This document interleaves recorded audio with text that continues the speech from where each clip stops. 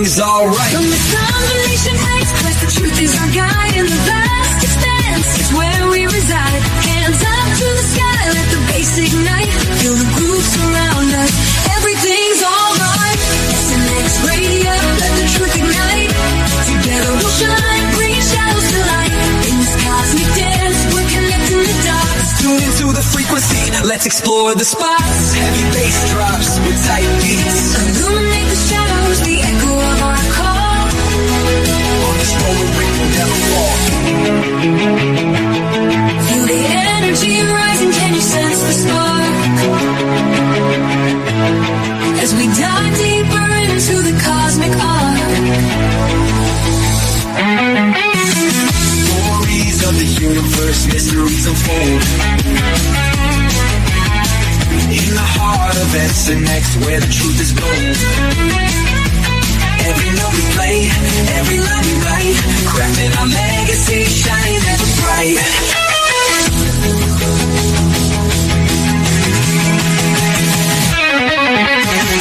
SNX Radio, let the truth ignite. Together we'll shine, bringing shadows to light. In this cosmic dance, we're connecting the dots. Tune into the frequency, let's explore the spot. Here in the spotlight, we're taking our turn. With the fire in our hearts, let the passion burn. SNX Radio's call, ringing through the air. Together we rise, together we dare. So join us now, let the rhythm flow. With SNX Radio, we're ready to go. Unraveling the mystery side by side, we stand hand in hand. In this dance of truth, let the story expand.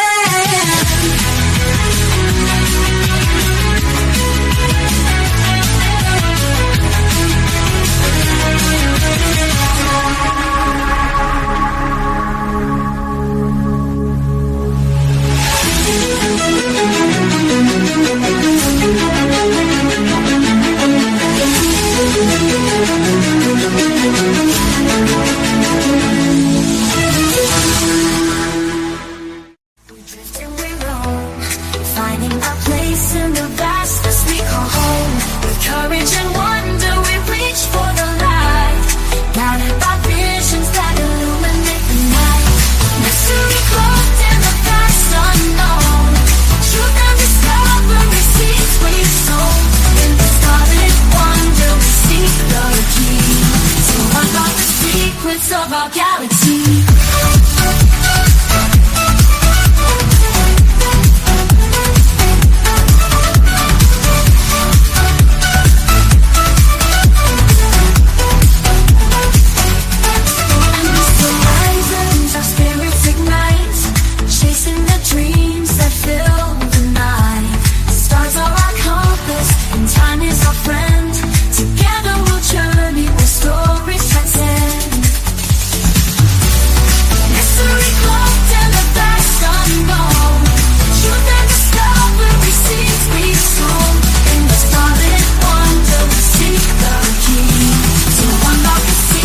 Of our galaxy.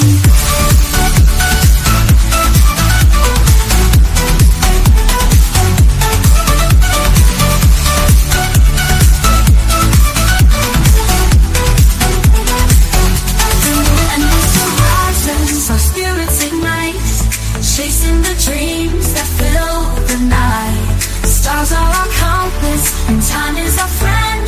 Together we'll journey where stories transcend. Mystery close.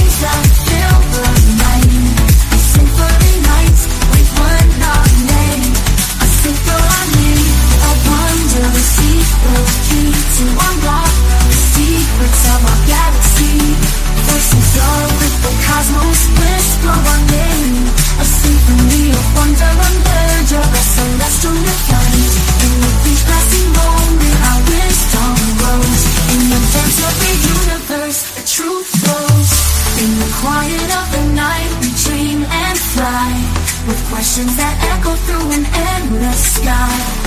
Bound by the stars, our story unfolds. In the universe, our destinies are told.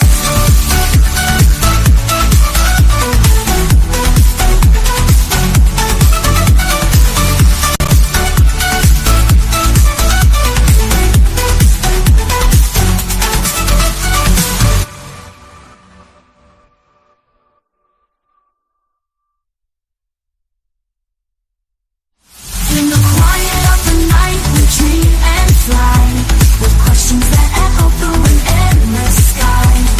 Bound by the stars, our story unfolds. In the universe, our destinies are told.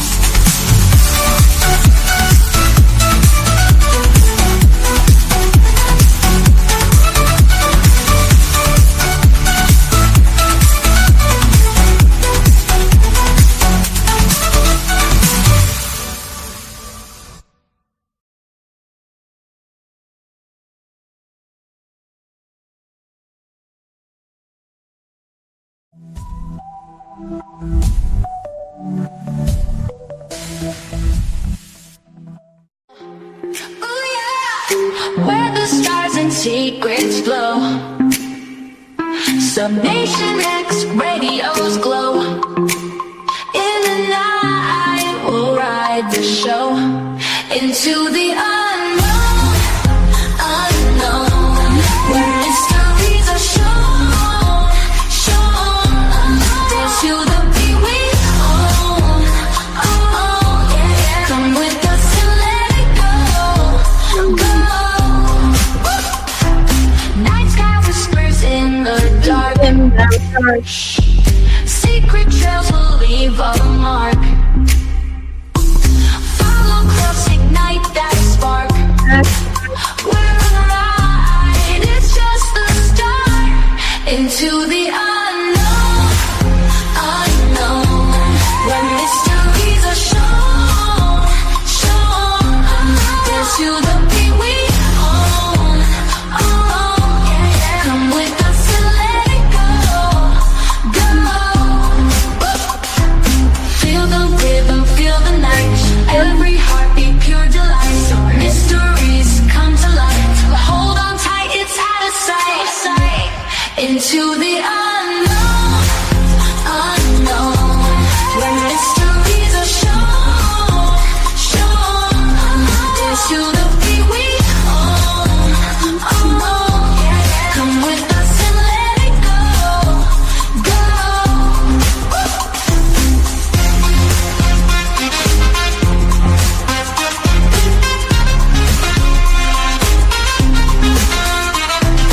Feel the rhythm, feel the night. Every heartbeat, pure delight. Mysteries come to light. Hold on tight, it's out of sight. Into the unknown, unknown, where mysteries are shown, shown. Dance to the beat we own, own, yeah. Come with us and let it go, go.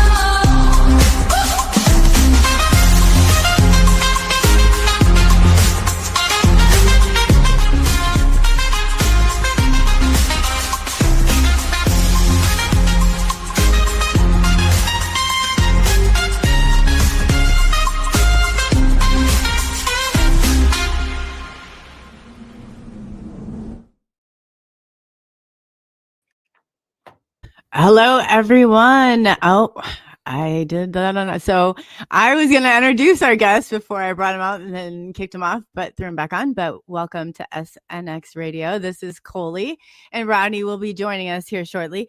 We have quite the...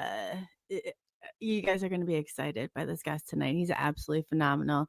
I've had the opportunity to see a lot of his work. He sent like raw videos where it's just absolutely amazing. I just wanted to say hello, everybody. We are streaming live now on YouTube, Twitter, X, Discord, Twitch, Facebook, and other places. And we are excited to announce that we're starting a little campaign. SNX Radio is taking over the airwaves because we have expanded and we are now into the UK, Canada officially, and Australia. And then we've also hit other places around the world. So it's great to see, and it's really exciting. And I just want to thank everybody for your support, because without you, we couldn't have done what we're doing, and we couldn't get these messages out and answers to the experiencers. But I just wanted to say hello. Oh, we got JV Noteworthy. If you don't have, you've got to go and check out her podcast. She's got great stuff. I've been a guest over there. She's absolutely wonderful. Hey, Chris. Oh, he's a local. He's great. Just wanted to say hello to Scott. Oh man. Hey, Scott, how you doing? Oh, Polly. William, oh, it's nice to see you over here too. Always. Cassandra, you're awesome. But yeah, it'll see how we pick up. But we do get a lot of views over on the Twitter, and so we're going to see if we can get them over into chat a little bit too and ask some questions for our guests. But without further ado, I'm just going to tell you a little bit about James Gilliland, and he is an experiencer, and he has encountered several thousand, he said. If not, he has got some great points of contact with ETs, but yeah, I guess I'd just tell you, he's a best-selling author, a minister, founder of the Enlightened Contact with Extraterrestrial Intelligence. If you haven't heard of that, that's ECETI, so SC, I believe. I'm going to ask him for the proper pronunciation on that, but he's got, he started out UFO hotspot. I don't know if any of you have heard of this, but it is, he does have a ranch. We'll have to ask him about that too. So that's actually some really interesting in Trout Lake, Washington. And so he said that it's legitimately been a hotspot. So he's been on a journey of not only this and ET contact, but also awakening. And we're going to touch on that too. He's been a frequent guest on Coast to Coast AM, the History Channel, ABC, Fox News, and host of As You Wish Talk Radio on BBS Radio. Gilliland promotes CE5 protocol and peaceful human ET contact. His work has been documented in films. Contact has begun, inspires a global audience. He is a global speaker. He's, like I said, without further ado, let's welcome James Gilliland to the stage. Thank you. And let's get hello and welcome. I hope I didn't slaughter the terminology, but no worries. Yeah, it's ECETI. It's ECETI. Okay, thank you for that. It's Enlightened Contact with Extraterrestrial Intelligence. Can you tell them a little bit about that? Because I've had the opportunity of following your work for years and years now. Yeah. Can you tell them a little bit about it? Because it's amazing work that you're doing. Well, basically, it started like 5 years old. I had a near-death experience, and I was actually dying in the hospital, and I didn't know who it was, but a woman in blue kept coming to me and stroking my head and getting me through the experience. And then finally, I found out later on it was Mother Mary, and I'm not Catholic, and she said neither is she, so I believe that, yes. Universal. She's here for everybody, all the children. And then at 25, I had another drowning experience where I went through the tunnel and ended up in the plane of bliss, and it was quite an experience. And then I had several white light experiences after that, and I had contacts where they brought back all of my memories, going back to, it sounds crazy, but going back before the earth was even solid, so. Oh, yeah, you're a creator. Yeah, so the energies that I work with go up to like the 13th dimension.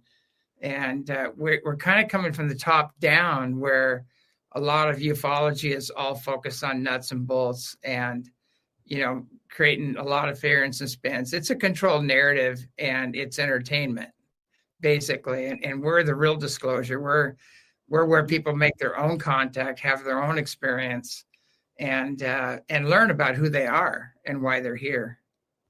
That's so true. And this is something that you can't, somebody will say, oh, make me a believer. I said, well, if you have not experienced this for yourself, you're not going to have a clue. You're not going to understand this at all. The drive. People say, I'll believe it when I see it. And I go, well, you see with your brain. Your brain chooses what you see. And that's neurophysics. I mean, that's been proven. So it works the other way around. If you need to keep an open mind, a loving heart, and pure intent, and raising frequencies, and you'll have a connection. They'll find you, basically. And that's the main focus. So in your encounters with them, did they send you messages? Did you get any sort of, where some, you talk to some experiencers and they have, the visions, or they see into like what's going to happen. Other people have, what do you think it's done, and how has it changed you? Well, I was kind of a redneck when it happened, so now I'm here. But anyway, total change. I transcended like all religions, all cultures, everything. I just went beyond that into unity consciousness. And I studied for years with lamas and yogis and elders of all nations to understand where their come from was. And, I realized that it's the bottom line. We all came from the same source, and we all go back to the same source. And we're not just a body and a personality. We're actually a soul, and that soul is multidimensional all the way back to the source and expanded states of awareness. And so that's what we teach people, how to get past your body and your personality, how to experience more of yourself and make your own personal connection with, we say, Creator, Great Spirit, God, whatever name you want to give it. But on that journey, contact is going to come. But we also have a saying, just because you're dead doesn't mean you're enlightened. And just because you're an ET doesn't mean you're benevolent. So we teach people how to shield up and how to heal unseen negative influences and keep their energies clear, which is really a must right now, because there are a lot of people that are doing the bidding of, some reptilians and serpent beings and Dracos and Greys, and they don't even know. They don't even know that's what they're working with because they've had no training. Right. The energy suckers. I said energy cannot be created, nor can it be destroyed, but they can suck it out of you. It can be transferred. Yeah. They're very good at that. If you're having a lot of accidents and a lot of bad dreams and your health crises and things, usually there's other attachments going on that you want to get rid of. So I see a lot of those negative, I guess, when you talk about it in paranormal. I grew up with paranormal and seeing spirits and things. But what do you think the line is? Like, and I tell people what you said is great, because just because it is, and they think too, like they've ascended past us, that doesn't mean they're all good. That doesn't mean they're all bad. But there is definitely a mix. And then you throw our government in the mix too. Yeah. And it's just, it's even more complicated. Well, like ufology, unfortunately, is a controlled narrative. And most of it's entertainment. And disclosure is a 70-year failed experiment, because it's the same thing. They have some whistleblowers coming out, and then they have the same group gathering around them, and they make a big thing about it, and then it dies. And they do that over and over, and it's the same people behind it, and everybody gets excited, and then it dies. And the same thing with the how long can you tell 70-year-old stories about things that happened to you and stuff like that? It's just like, come on, it's happening now. That's so true. Yeah, contact's happening right now for those who have risen to the occasion. And all you got to do is walk outside on a dark moon and clear skies, and you're going to see a lot of ships up there right now. And that's what I just watched a video that we put together of just this July 4th weekend event. And there's fleets of ships in it, and they're all coming every different direction. There's motherships at treetop level coming in, double power-ups. It's insane. And, when people go, that's CGI and everything, and they tell me I created it. Apparently they don't know who I am, because I can't even, I had trouble even getting on the show. I'm not a computer person. But but the problem with all that, they can throw all that crap they want at us. It's still happening, and it's still ongoing. And anybody that comes up here will see it for themselves. And so they can't take that away. And literally thousands and thousands of people have come up here. And, we're talking triple PhD Boeing engineers, Lockheed Skunk Works people, Air Force base commanders, pilots. They've all testified. They've come up here and they said they're not ours. We don't know who they are, and they know what we have. They know about our Space Force and all the other the secret space fleet and all the other stuff. And they said these things are, some of these things are landing, they're morphing into 3 or 4 and back to 1 again. They're massive. And they don't fly, they just jump. They fly so you can see them basically, but they don't have to. They're gone. Jets are chasing them, and it's funny watching it because we have constant black helicopters coming over here, and they're trying to catch them, and they're always being shadowed by UFOs all the time. So they're very. I always tell people, in the interest of national security, we need to start working with the benevolent ones, because they are so far beyond anything we can imagine. Their technology is like magic. And my whole focus is in the awakening and healing, planetary liberation, the awakening and healing of humanity, the earth, and they have the medbed technology that people talk about. They have, you think about all these kids in cancer wards and things like that, and you see them suffering, and it's needless.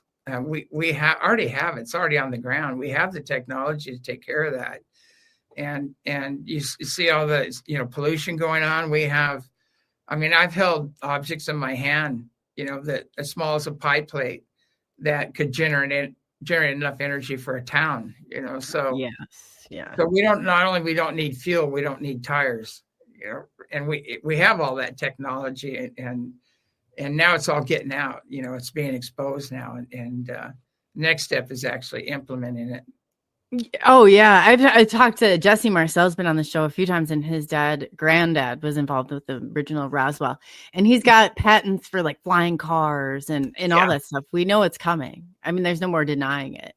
Well, they're already built. I know where they are, and they're already built, but I can't say right now.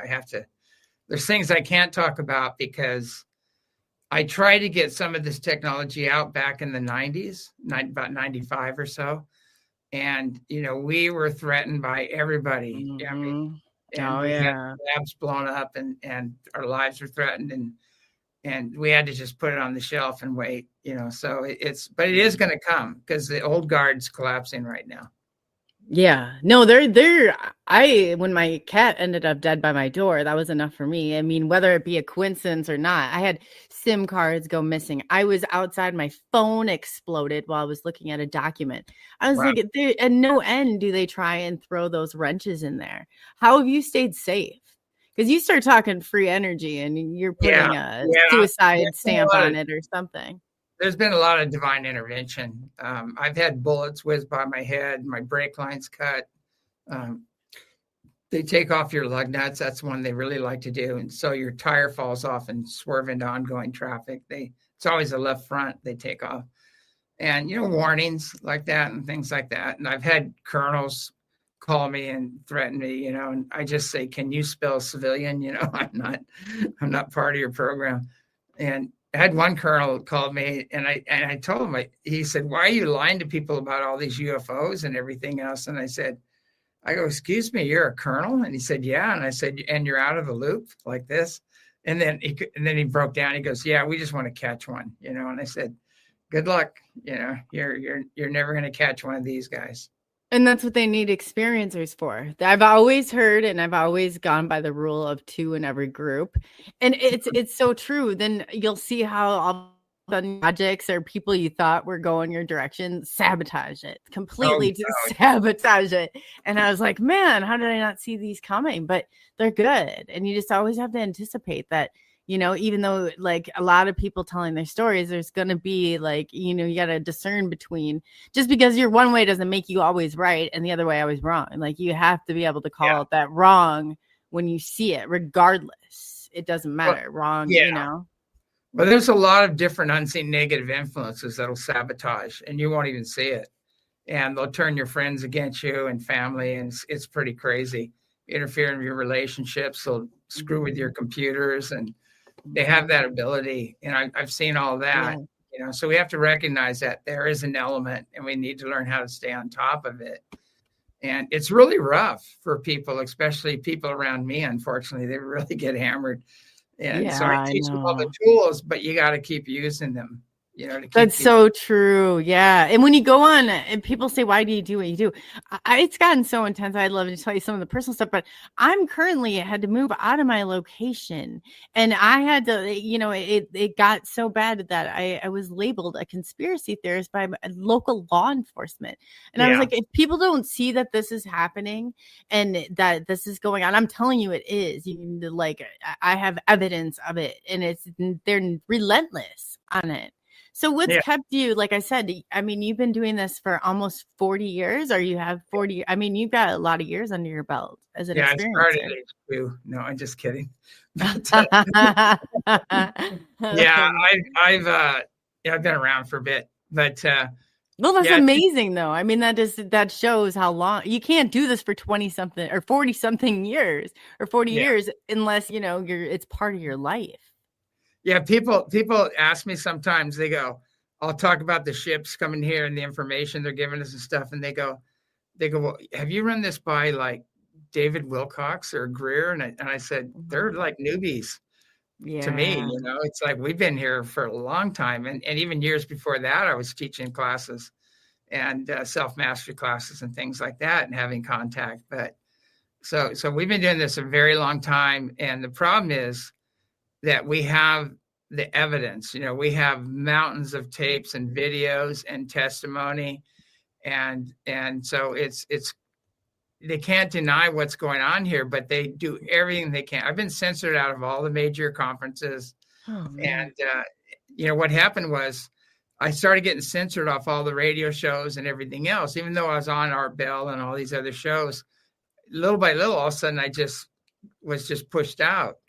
And so what was funny is that, okay, I'll start my own radio show. And so I did with the BBS network, As You Wish Talk Radio. And I brought in teachers and healers and scientists and everybody, all walks of life in it. We do the same thing here.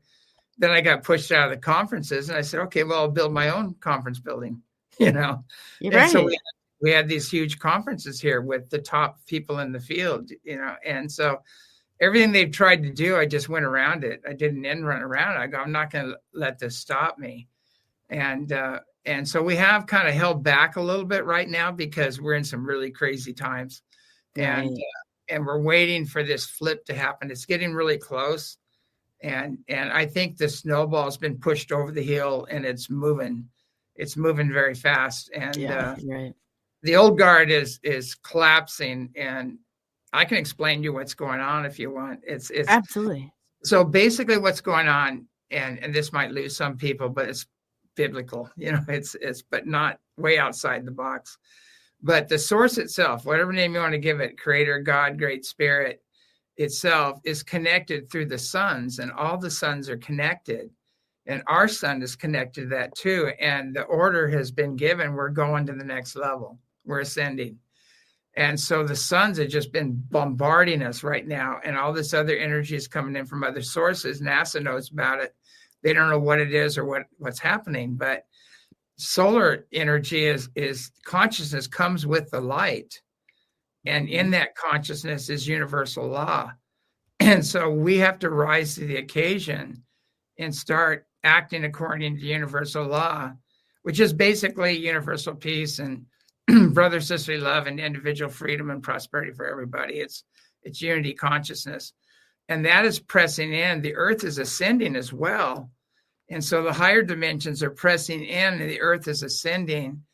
And we're all caught in the middle, plus the 4D, the lower 4D, where all the crazy stuff is, the reptilians and grays and demonic energies and all that. That's all being cleaned up right now. And the veils are getting thinner. And so there's a lot of chaos right now, but it's not a bad thing. Everything is being revealed. So everything is being revealed. Everything is being amplified right now. There's a science to it. Our bioelectric fields are just getting hammered right now with higher consciousness and energy. And we have to release the past. We have to do our shadow work, and we have to clean up all these lower frequencies so we can get on, and so there's two paths people are taking. One, if you live a spiritual life in harmony with each other, nature, in service to humanity and the earth, that is the upward spiral. And the downward spiral is the separation, the greed, the division, the anger, all that other crap. People expressing all their unhealed wounds and traumas, and not going within and healing them from within. That's the downward spiral, and it's collapsing fast. So the controllers are on the downward spiral, and the people that want to are in service to others, and that's on the upward spiral. So we're seeing a bifurcation of worlds, a split happening, and it's going to get intense. And now, right now, the sun is getting ready to just slam us again with a lot of X-class and CMEs, and it's got these magnetic bombs NASA's talking about now that's aiming at us right now. And so we just went through a time fold, which just sounds outrageous, but the higher dimensional beings are folding time so we can get past some of these events. We went through a time fold and a full moon and at the same time, and that happened Thursday. And so, oh, that makes sense. Yeah, you notice anybody who says, right? And you just have to surrender and lay down. Okay, I give up. You can't. And I knew it was happening and everything, but I decided to drive into town and get some paint and things. And I got run off the road. I saw 3 people go through stop signs, people like zombies walking around, like nobody home. It was like, I go, wow, the muggles are not dealing well with this energy that's coming in. No, it's short-circuiting society. Some people are short-circuiting, legitimately short-circuiting here. I'm like, how much more of this can people, I mean, the intensity of it, I'm just, I haven't been playing this game for years. And I mean, not once, but some people have, and they're just recently waking up. And it's like, It keeps, I'm thinking how, and then too, what's your take on Project Bluebeam and how we're going to be able to tell the difference between an authentic contact and our, the new technology that we have floating all around us we don't realize yet? Yeah, a lot of it's, it's about self-mastery and inner sensitivity, and you can sense who's on that plane, or if there actually is a conscious being there, or if it's just a mirage or whatever, their blue beam hologram or whatever. And so the more you develop your inner sensitivity, like you can see Jesus appear in the air, and they can create that if they wanted to, but you won't feel anything, and we need to go to the heart and you can remote view or there's a thing called, direct knowing, and you can be able to sense what's going on. And we have to develop those abilities because we're going to see a lot of things that aren't what we think they are. And a lot of the masks are going to come down here really soon. And we're going to see some things that are going to really turn our cards upside down. Oh yeah, because I think it's somebody who hasn't had any experience with this. How are they going to react to all of this? At first I was like, we just got to rip these band-aids off, but I've seen some extreme reactions to a lot less in this world, and it seems like everybody's really getting to this agitated point. And so do you think that's there to block ascension? Because more of us that wake up, you can't turn back once you wake up. I like that saying, resistance is futile, because you can't stop this. This is so big what's coming. No matter what they do, they can't stop this. And everything they do against universal law is going to be amplified and accelerated. So their karma is going to come home to roost even faster. And there's no way of getting around this. There's and I always tell people, like, don't blame me. I'm just the messenger. But I've seen what's behind this. And no man or woman can stop what's coming. It's massive. It's already in motion. The wheels are already don't sweat the small stuff. I mean, there's a lot of crazy stuff we're going to see, and we have to pull back and get centered and practice loving detachment and not get involved with all the craziness, because people are going to lose it, and they're going to react and blame, and you're going to look at them and go, what are you talking about? What? I have no idea what you're talking about, but really they're projecting their traumas on you, and so true. So true. Yeah. Because I know in this, I can't even imagine the amount you get, but I said the amount of hate mail that I get is so astronomical that you say something and then it's like that. You got to think of that. That's somebody's programming. They're responding that way because they're short circuiting. It's like throwing, AI in a loop. Like they can't handle it because that's their programming and they haven't woken up from that yet. Once you wake up from it, with a lot of people that come, and I've had actually ministers come up here and priests and things like that, and they end up quitting. They end up right. They're at a point where they go, you can't capsulize God in a book. You can't do it. And even Jesus said, I speak of a living God. And so, you'll go crazy eventually. And all of a sudden you have to open up and realize that what's happening here is so much bigger than no religion can hold it. No culture can hold it. They have parts of it.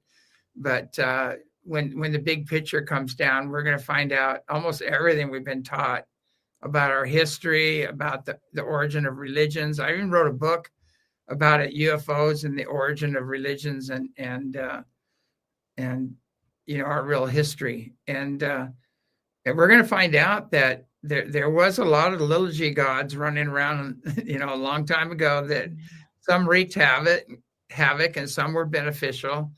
And that's where we got our images of the bearded gods. They call them the Anunnaki, but there's the absolute, which is beyond all that. And that's where we have to get to. Stop following the external gods of old and make your internal connection, to the one consciousness that encompasses all consciousness on all planes. But when you expand out and you start expanding out into that, you realize you're not a body and a personality, that you're a multidimensional being. You're a forever soul, and you've been all over the galaxy. But it's hard to access that unless you've had like a near-death experience or something. They can initiate you and do that, but they can't trespass. Our intention has to set that into motion. Oh, that's so true. Because you think, I'm like, it used to be where you would think about something and whether you realize this or not, when you don't clear that negativity out and just in your head, because as James said, he made so many good points. And too, like Alan Watts said, you got to be a passenger in a moving train. You can't take this world too seriously and this human experience too seriously. You won't make it out. You won't. I always tell people, I said, I can go up to the 13th dimension and I can go to the worst humor you've ever heard, and because I realized without humor, you can't make it. Oh, I know. I can find a joke in anything. And it could be the most contest and I'll have a joke. Yeah. And I really help people master their judgment, I'll see the big red button and I'll push it, and just to help people master judgment, because it's not about wearing robes and wearing sandals and eating goji berries and turn your body into a pretzel, and sit there for months at a time. Learning Sanskrit. I'm not saying anything's wrong with that, but it's so far beyond that. It's like, I'll tell you a really bad joke we played on ourselves is even in the Bible, it says God is omnipresent. Mm-hmm. And Jesus said, where's God? And he said, closer than the hair on your head. And the temple is within. He talked about an internal God the whole time. And if we sit on omnipresence and meditate on it, all of a sudden you realize you and everything that you're seeing and feeling and observing and everything is God. Nothing is not. If God's omnipresent, if the Creator's omnipresent within all creation, then and people go, well, what about evil? And I said, well, evil's a choice. It's like people, like, I tell people Star Wars is like a documentary, and there's a good force, there's an evil force, and people choose which they serve, which they want to allow work through them. And we're allowed to do that, but one has consequences. If you choose the dark force, you're going to have some pretty dark experiences. And if you want to control and dominate others, you're going to attract to you controlling and dominating entities, and they will take you over, so yes, it's a no-win situation. So people want to be famous. They want to make a lot of money and do all this stuff. And they start working with these darker energies, and you may get that, but you're going to lose your soul in the process. They will eventually own you. And that's bartering. Once you give up that piece of yourself, that's just you're leaving yourself open. You really are. Exactly. And unfortunately, there are a lot of people, their come from is off. Their come from is, I want to be famous. I want to get love and acceptance and approval externally outside of myself. I want to make a lot of money and things like that. And they're willing to do whatever. And those are the people at the top of the food chain right now. Those in ufology and spirituality and everything, those are the guys that have the podium. They're at the top of the food chain. And until we realize that, and look at their behavior behind the scenes, off the stage, and what they're doing off stage, and you're going to be shocked. Yeah. Oh, isn't it so disappointing? Well, I guess, you are one of the true ones that, there's very few that you're like, man, they are as authentic and genuine, and you just connect. Experiencers can connect that. But it just floors me sometimes when I find out the truth behind the top players, the ones that are deciding, the ones that are in the spot. They're not the ones that are really out there. They're the ones that are planted out there. And I can't say that enough. Yeah. If you're instantly, then I'm going to question that, And two, a lot of those guys have been here. They know what's happening here. They've seen the ships and everything, and they go into full-blown denial. Yeah. And if people don't think that ufology is a controlled narrative and it's all about entertainment, a classic example is we've been making contact here for 40 years. We have all the evidence. We have all the information. We know who they are, their cultures, their agendas, everything. Why is this not being covered? Why is this being censored by all the major conferences and all the entertainment, UFO, alien, whatever thing, totally censored? And another good example, Ancient Aliens came out here, and they filmed Peter Slatter, myself, and John Vivanco, remote viewer, and everything was validated. But at the end of the show, all you see is my hand grabbing the camera. I'm totally censored out of the whole show, and I gave them everything. I told them who they are, why they're here, the different groups that are here, everything, and I got totally censored out of it. So from then on, I go, okay, that's it.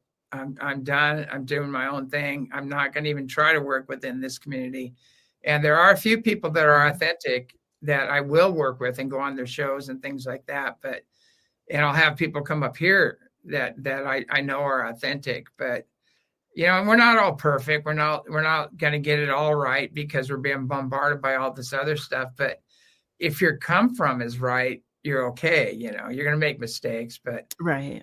But that's with anything, because this is a human experience, and you can't, judge how you got here because that was the path that you took, and it was all planned before you. It's not. Yeah. And if you don't take one turn, it's like that loop back around. I don't know how many times I got smacked in the face, like on the way there, but it's a part of it. There's been times where it's like I said, earlier on in this journey, some of the things that I thought to be true, and some of the, it's you grow with each year that you come in contact.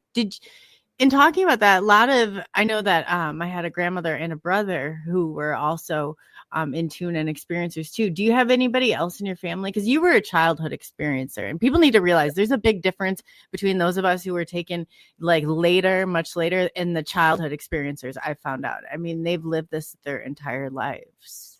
Yeah, my dad was he was like a walking Buddha. He was just a beautiful being.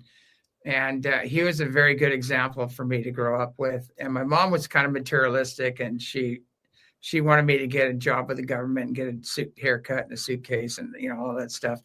That was her program. And it's okay. She taught me what I don't want. She was so true. Yeah. I had a couple grandmothers that were just sharp as tacks. And my one grandmother's Native American on my mom's side. And she, when I was a little kid, she was handing me books about UFOs and things like that to read. And she goes, I don't know why, but you're supposed to read this, and she was just very loving, and very, And, if you go to all the Native American cultures, they know who they are. They know why they're here. They're our ancestors. And they all point at the Pleiades and say that we came from the Pleiades, or we went down to the inner earth. And after the cataclysms, we came back up again. They call them the ant people. But, ant people in their tongue, is Anu is ant and Naki is friends.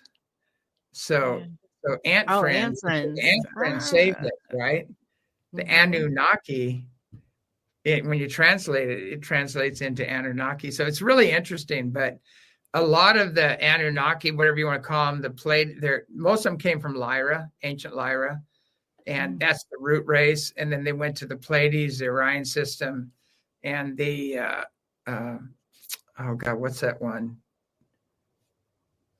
It'll come back to me, but they went to 3 systems before they came to Earth and Mars and Maldek, which is blown up now and it's part of our asteroid belt.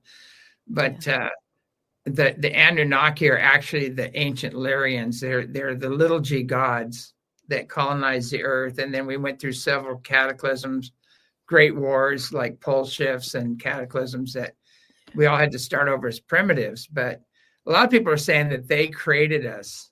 They're the ones that created us, but there was a human developing naturally on the earth. They did tinker with our genetics. They did upgrade and did some other stuff, but they didn't really create us. And one of the problems with it is when they started upgrading the humans and added their DNA, the humans were surpassing them. And because the humans were very service oriented, they're in awe, they're subjective, they're open, so they were receiving more information, more energy. They weren't blocked then. Yeah, and they weren't blocked. And so Enlil on one side decided, okay, this experiment has to end, and then boom, the great floods, but there was Enki and Enlil. Enki was the geneticist, and he wanted everything to keep going, and he loved his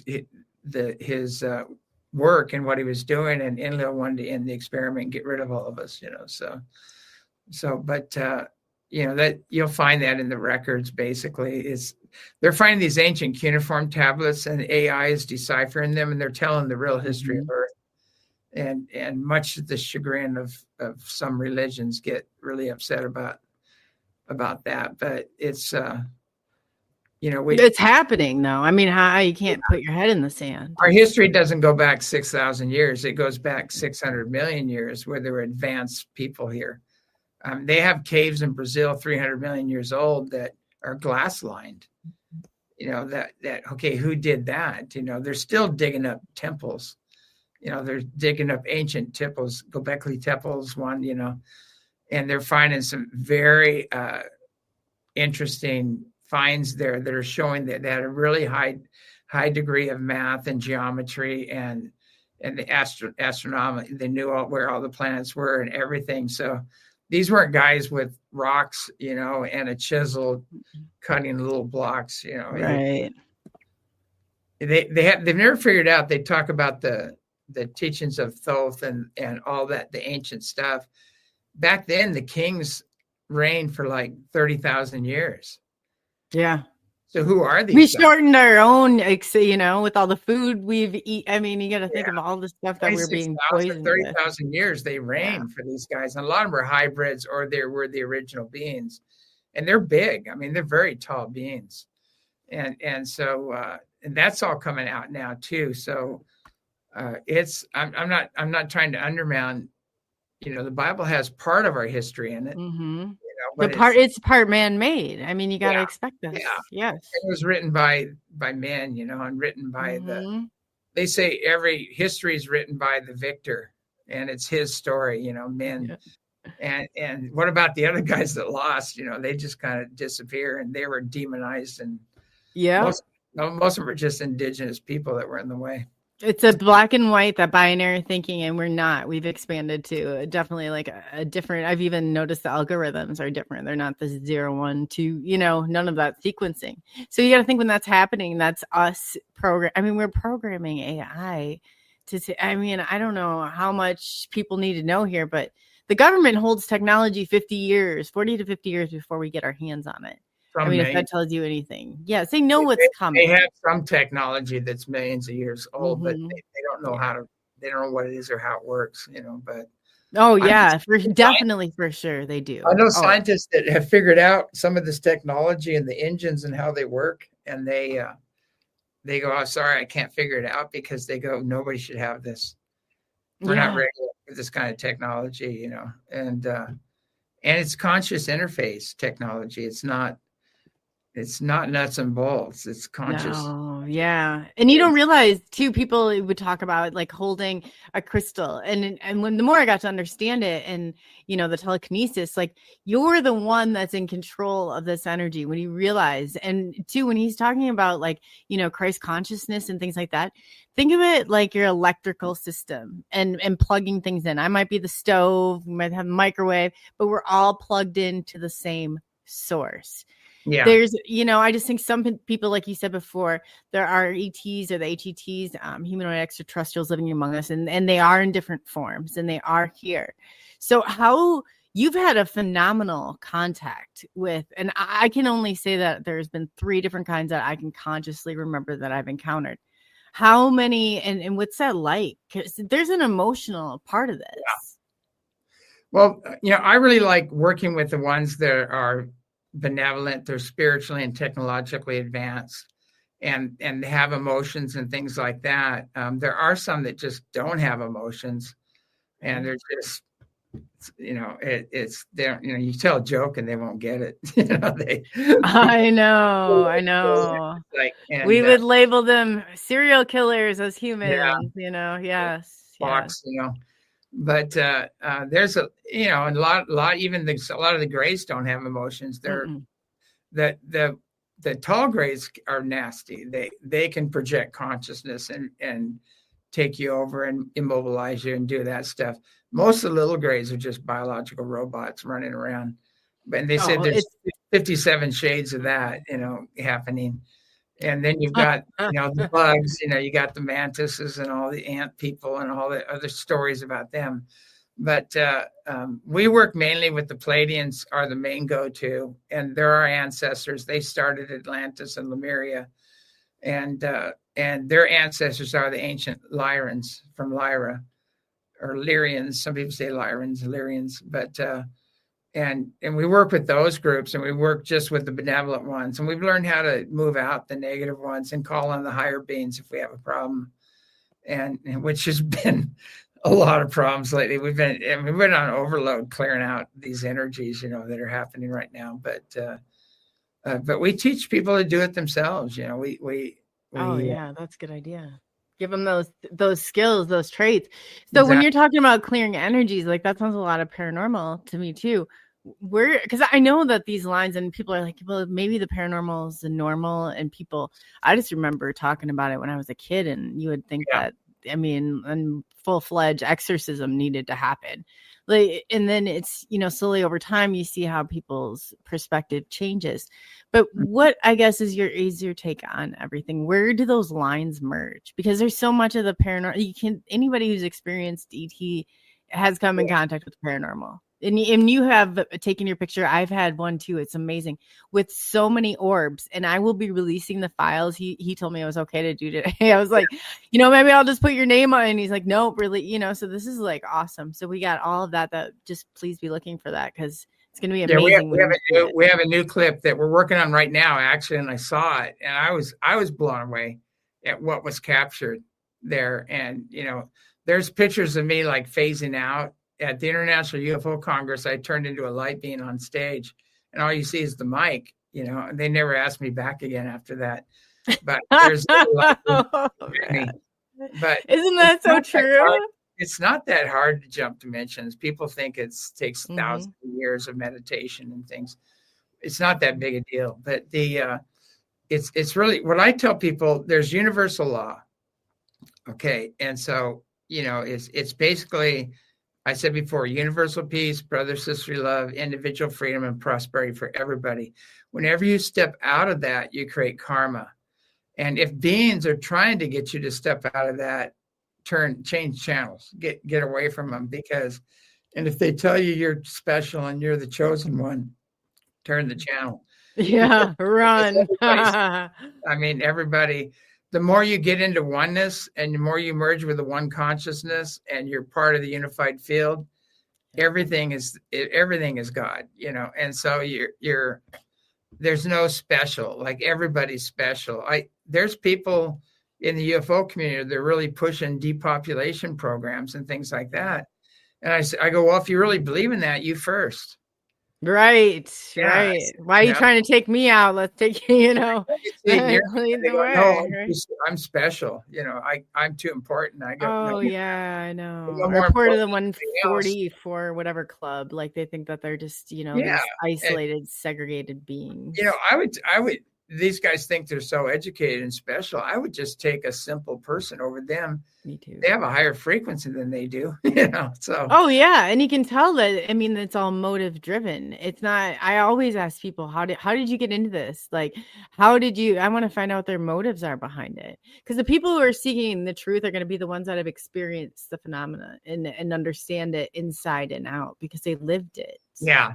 I like that Denzel Washington said something. He goes, I'm sorry for pissing off your demons.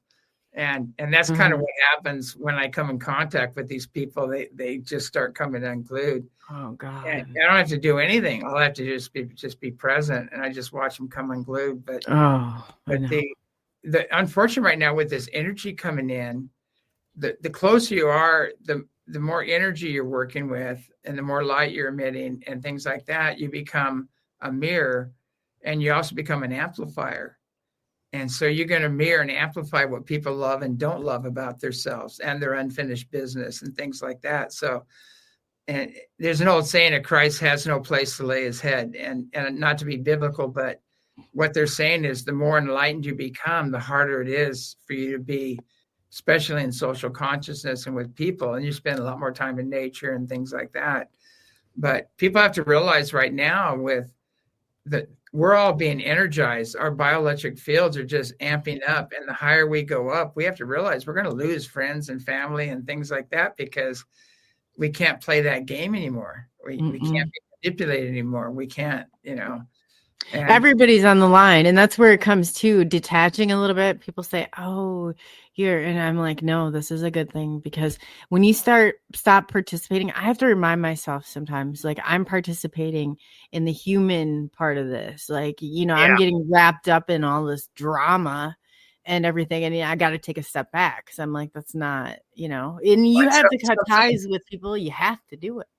You have to become the observer, and then even observe yourself, because you'll get caught in it, and all of a sudden you're back and you go, whoa, it got me, and then pull out. And you're going to get tricked, and you're going to get pulled into things. And people who have a lot of empathy and want to help others and service-oriented, they get sucked into this stuff all the time, and they get sucked into other people's dramas and narcissist programs and things like that. And then it's really hard for them a lot of times to a good example is Pleiadians. A lot of Pleiadians they're all about love and joy and bliss. And they don't understand that people that actually lie to them or steal from them or harm them or take advantage, it's not part of the reality. Yeah. It's not just part of the reality. So when they incarnate here, they get their butts handed to them, basically. And it's boot camp. So if you get people from the Orion system that are coming in with the Orion Council of Light, and those people, they went through the wars. They went through the Orion Wars. They know what evil is. They know the dark side and the dark side in people. And they're more street smart, you might say. They're earth savvy. And they do pretty well down here. They do much better, like than Pleiadians that incarnated.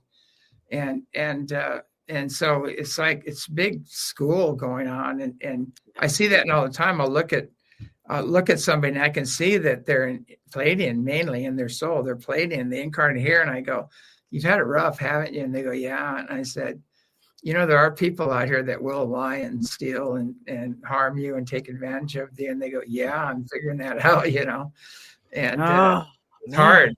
It's hard for them because we project our morals and values on others. Yeah. And sometimes they just don't have them. They're not on the same page, and then we get caught, I said the worst thing you can do is assume other people think like you, because that's not the way it works. They assume you think like them. Exactly. Yeah, that will get you into trouble every time. Mm-hmm. Oh, absolutely. And we're coming up on the top hour break. So we're just going to take a little breather here for 5 minutes. If you just hang tight, we're just cutting this to the radio side. So yes. And I just want to pick up where we left off. It's absolutely, I just enjoy this conversation so much. So I'm going to go ahead and put you behind stage so you can take a break and do whatever you need to. But again, thank you everybody so much for tuning in tonight. We got James Gilliland with us, and he's got so much to share and teach us all, as experiencers. So this is absolutely an honor and a privilege. So we will be back shortly.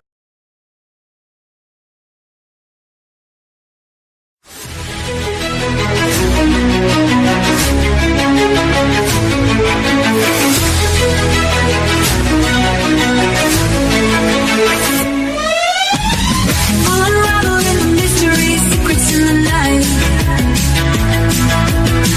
We travel through the cosmos, ready for the flight. Together we'll shine, casting shadows aside, in the heart of the rhythm where our dreams collide.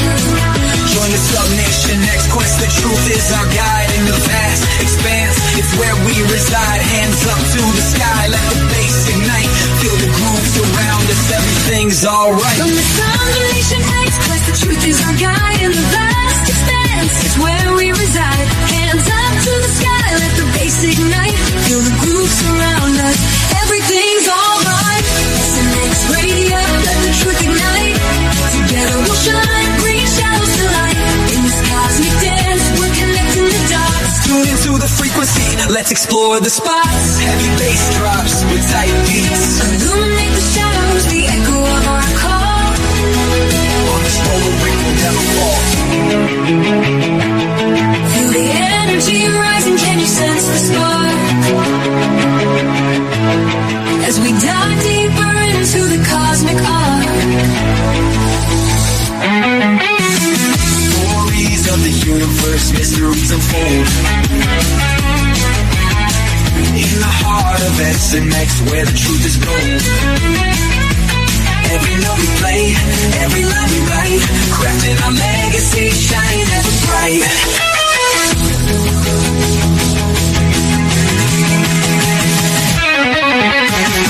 SNX Radio, let the truth ignite. Together we'll shine, bringing shadows to light. In this cosmic dance, we're connecting the dots. Tune into the frequency, let's explore the spots. Here in the spotlight, we're taking our turn. With the fire in our hearts, let the passion burn. SNX Radio's call, ringing through the air. Together we rise, together we dare. So join us now, let the rhythm flow. With SNX Radio, we're ready to go. Unraveling the mystery side by side, we stand hand in hand. In this dance of truth, let the story expand.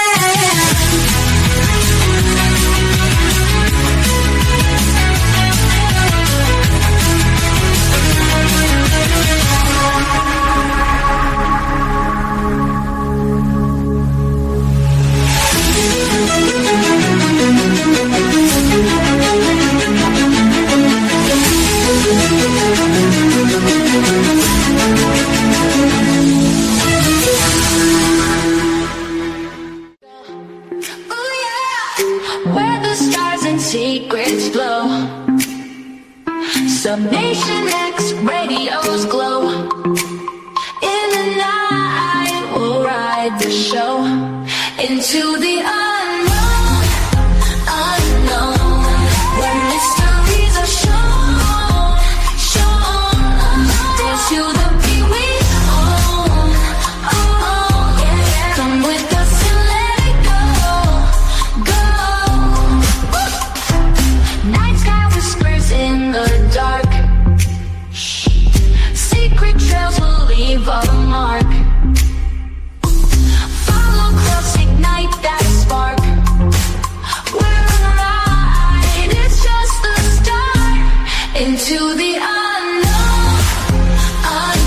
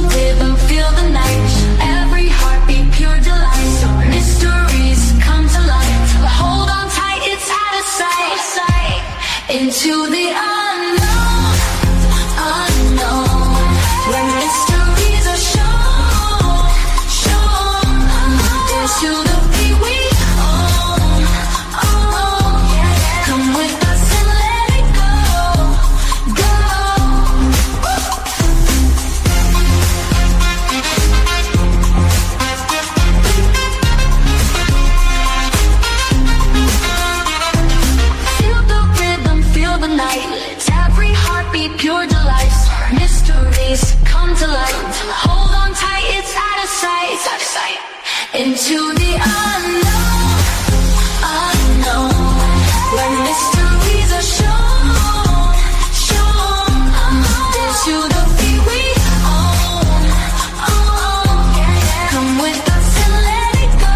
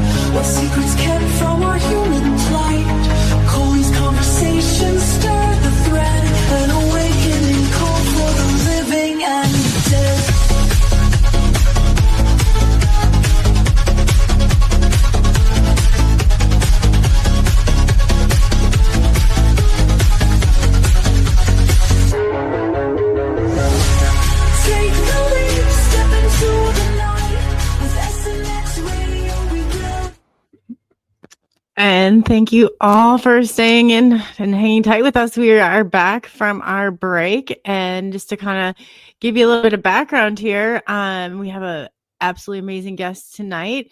He's going to talk. He's an experiencer himself. He's experienced since a child. He's got a mound of evidence and continues to go out into CE5 type contacts and is making some real big headway. So without further ado, welcome back. And so tell people who, I guess, you know, they always say the biggest problem is we don't reach the mainstream. And I just really find it's a hard time, you know, really communicating with them and even speaking the same language.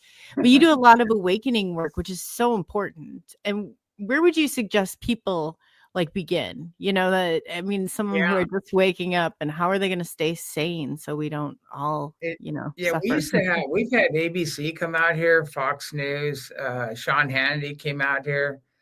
I can go on and on. There's so many people that have come out here, and then they just they squashed it. And when I was in Australia, I was on their forum of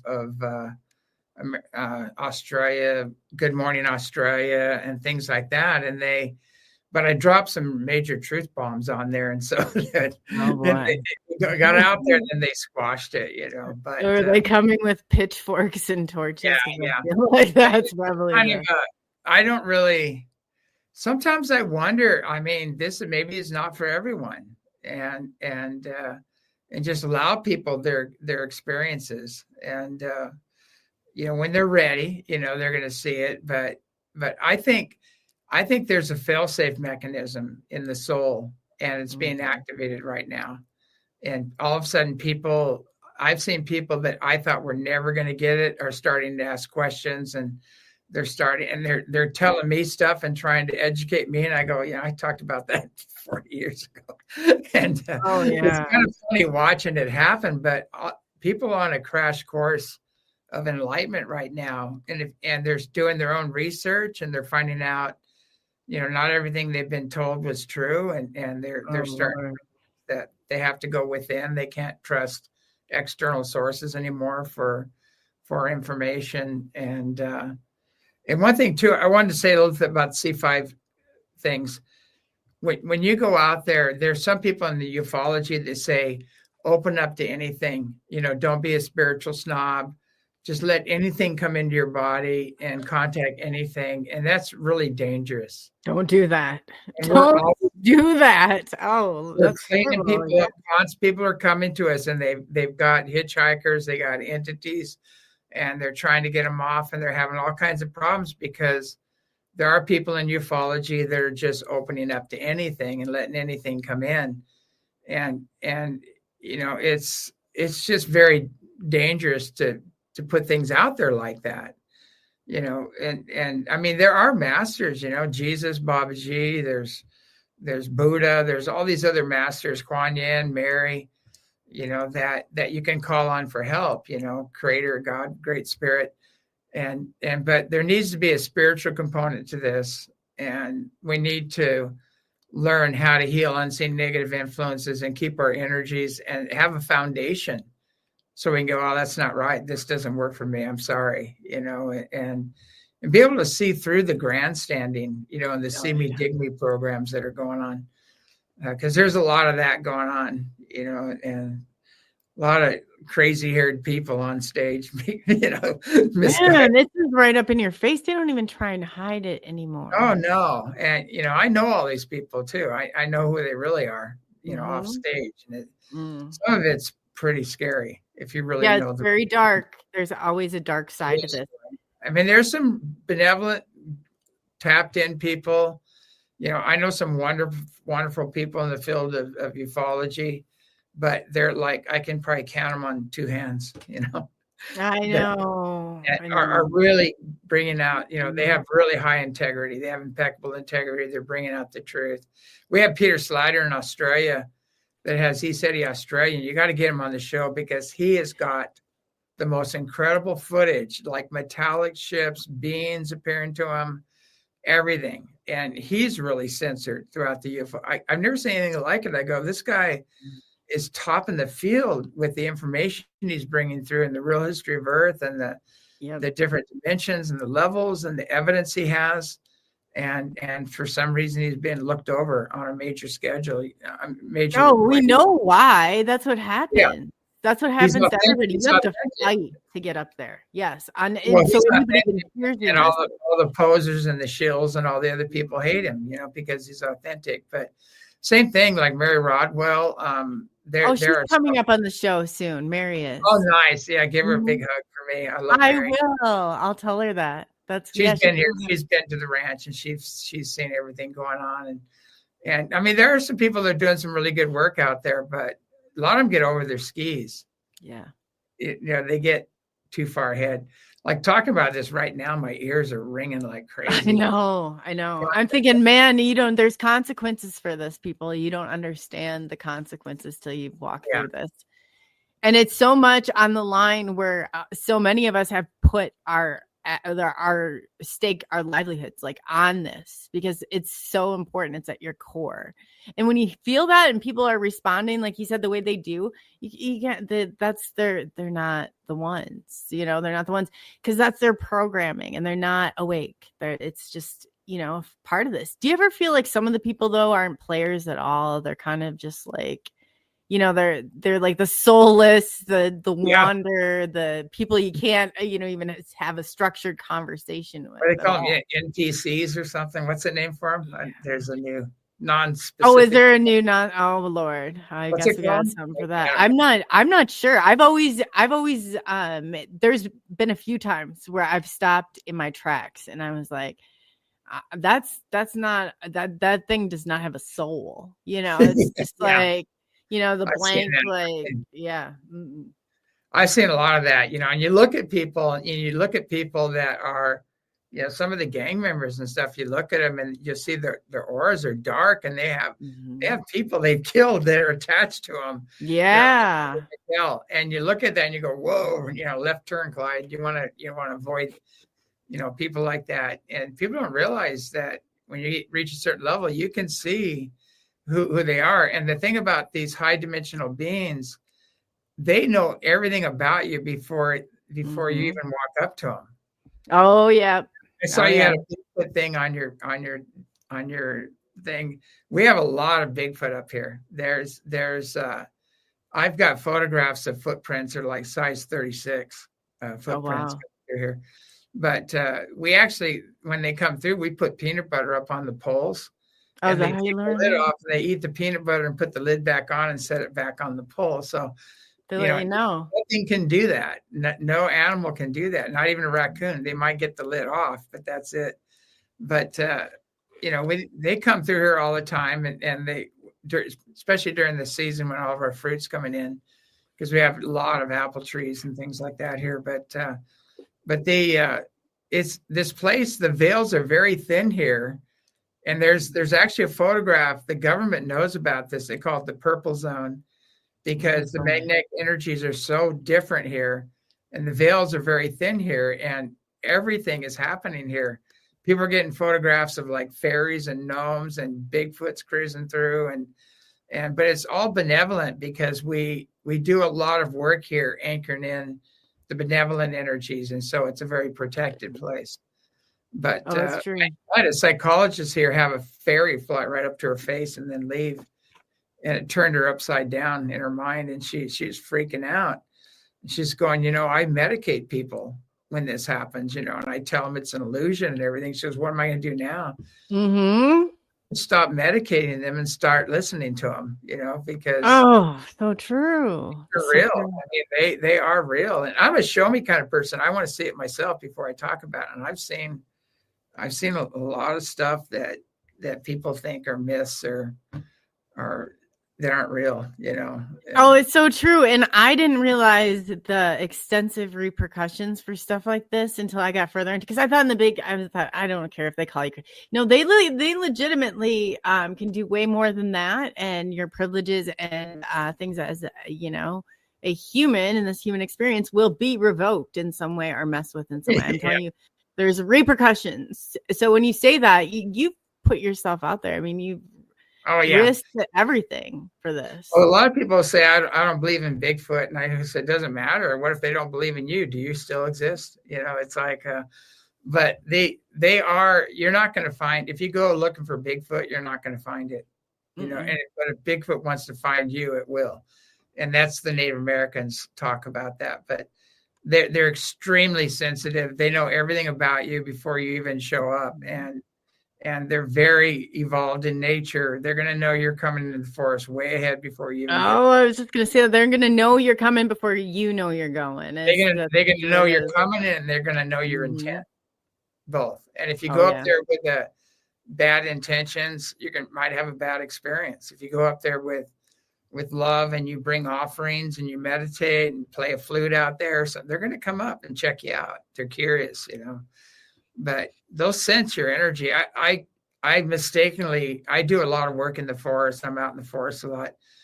And I walked into a territory where there's a big male, Bigfoot there. And he made it very clear, we do not want you here, and I apologized, and I said, sorry. And I went up and got some apples, and I went back and I set them down and I said, sorry, and walked away, and I was cool after that. I could go in there and they didn't care. But they probably wanted to make sure and read you and make sure before they let one of us in, so we don't. But he was stomping and breaking branches and everything. It was pretty intense. And I said, okay, I'm out of here. Sorry. Come back. Yeah.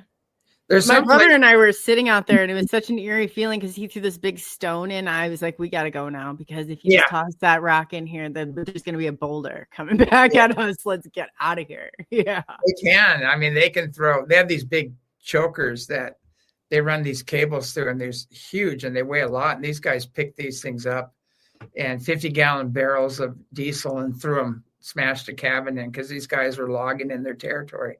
Right. And so a lot of that's happening up here, and everybody knows they're real up here. I mean, especially all the hunters up here, they've had experiences, but they startle me a little bit. They startle compared to ET. They startle me a little bit. Drew Banke, he's on there. He does, I guess I was gonna get your take on like the Native American medicine, like the Bufo and the Cambo ceremonies, but he asked if you've heard of you know what? I'm gonna slaughter. Oh yeah. Okay. He's wondering if you've heard of the ceremony. Yes. Yeah. We've done a lot of ceremonies here. We do a lot of sweat lodges, and we've had, chiefs of a lot of different nations who used to come here. Golden Light Eagle used to come here a lot. People knew who he was. And he used to be, what was it? He was aligned with, I spent time with Black Elk, and he wrote a book, Black Elk Speaks, and all that stuff. And that those guys used to come up here and do ceremony, and I'd joke around a lot with them, in the lodge.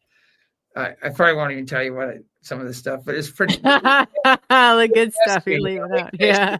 See if you're going to give away your power. But I used to speak at their conferences and things like that. But it's kind of like we've had lamas and yogis here. I was initiated into the Lamic tradition and yogic tradition both. But, I realize it's same. It's just like, they teach tools and techniques to reach higher levels of consciousness, and they have signposts along the way and deities that represent aspects of Creator. And it's pretty much all the same, basically. And when you're done at the end, you realize, wow, I was never separate at all. I forgot God was omnipresent and all around me, and I am it at the same time. And it really messes with your head, and you go through an identity crisis. And then it's so. And I was going to tell you, Drew, he administers the medicine too. He does ceremonies. He's at so he said that Drew, the Sundance. He's done the Sundance a few times, and I've heard. Oh boy, I said, man, to live through that. I mean, you always have a reminder of what's going on. But what's your take on all of that? Like the Bufo and the Cambo killer. I'm probably going to get myself in trouble here. And I've actually talked to some of the elders about it. And one thing is, during the lodge ceremony, they have different rounds. And one round is welcoming in all your ancestors. Well, some of the ancestors are pissed off, and they've been really messed up. I mean, they've been killed horrendously. And some of the relatives of the people doing the sweat lodge would show up, and then they see this guy sitting in the lodge that looks kind of like Custer, And oh boy. And I've gotten beaten down by some of these entities, and so I was talking to him. I said, "Hey, can we in the first round, can we bring in the enlightened ancestors, Buffalo Caffleman, Rolling Thunder, White Eagle, things like that, and then ask if any other ancestors need healing, need help right now, clear the space first, and then go to the next rounds." And I said, I don't want to be the one to tell you this. I said I'm probably the last one to be saying something like this, but I just got my ass handed to me in this sweat lodge. And I got off of me finally and cleared it out. And I called on the higher beings to come in and help out.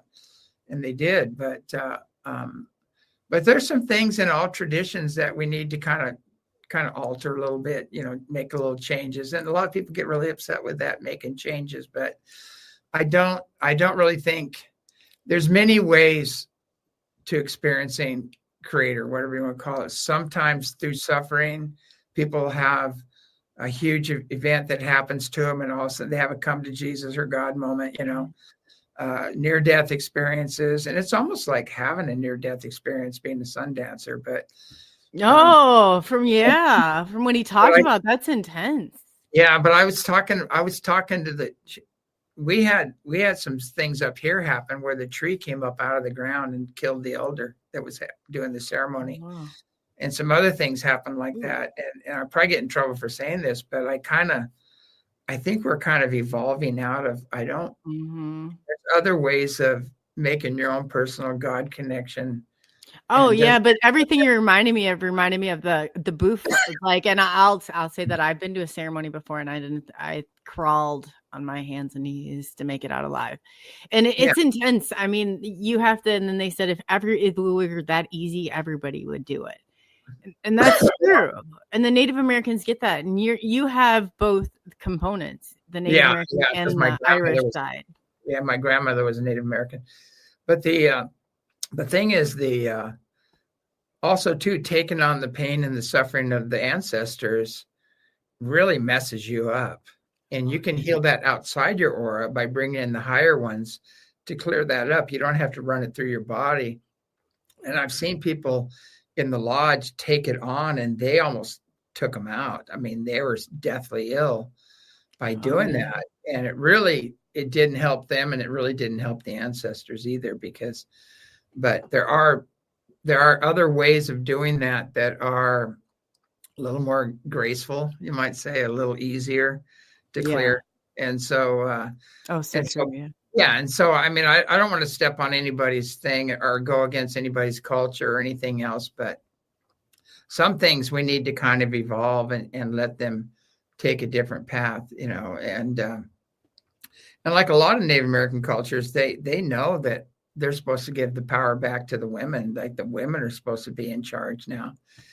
And a lot of them are holding on to the old programs, the old ways. Yeah. I said, if there's stuff like that in the mix, you have to stop and ask yourself.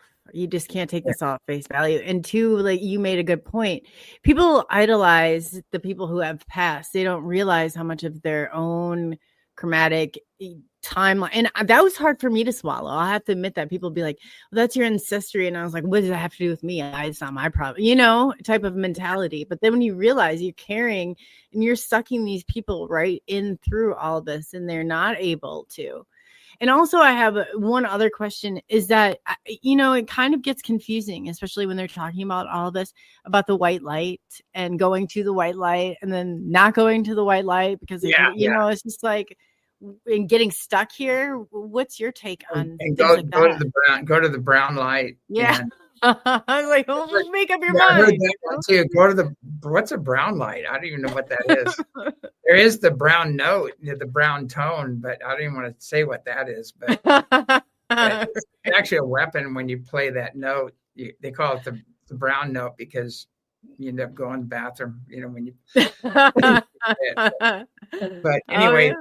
I'll tell you my experience. My experience is when I had the drowning, I was going through all these levels, and I saw relatives. I saw all these other beings as I was going, and there are other higher dimensions. And I went through through the lower dimensions, and I kept hearing in my head, don't stop to talk, because you'll get caught up in the astral levels and things like that. You want to, and I kept hearing like just focus on love and joy and bliss. Like that's your path, Mm-hmm. And I ended up in the plane of bliss, which was a golden white light of just pure unconditional love and joy and bliss.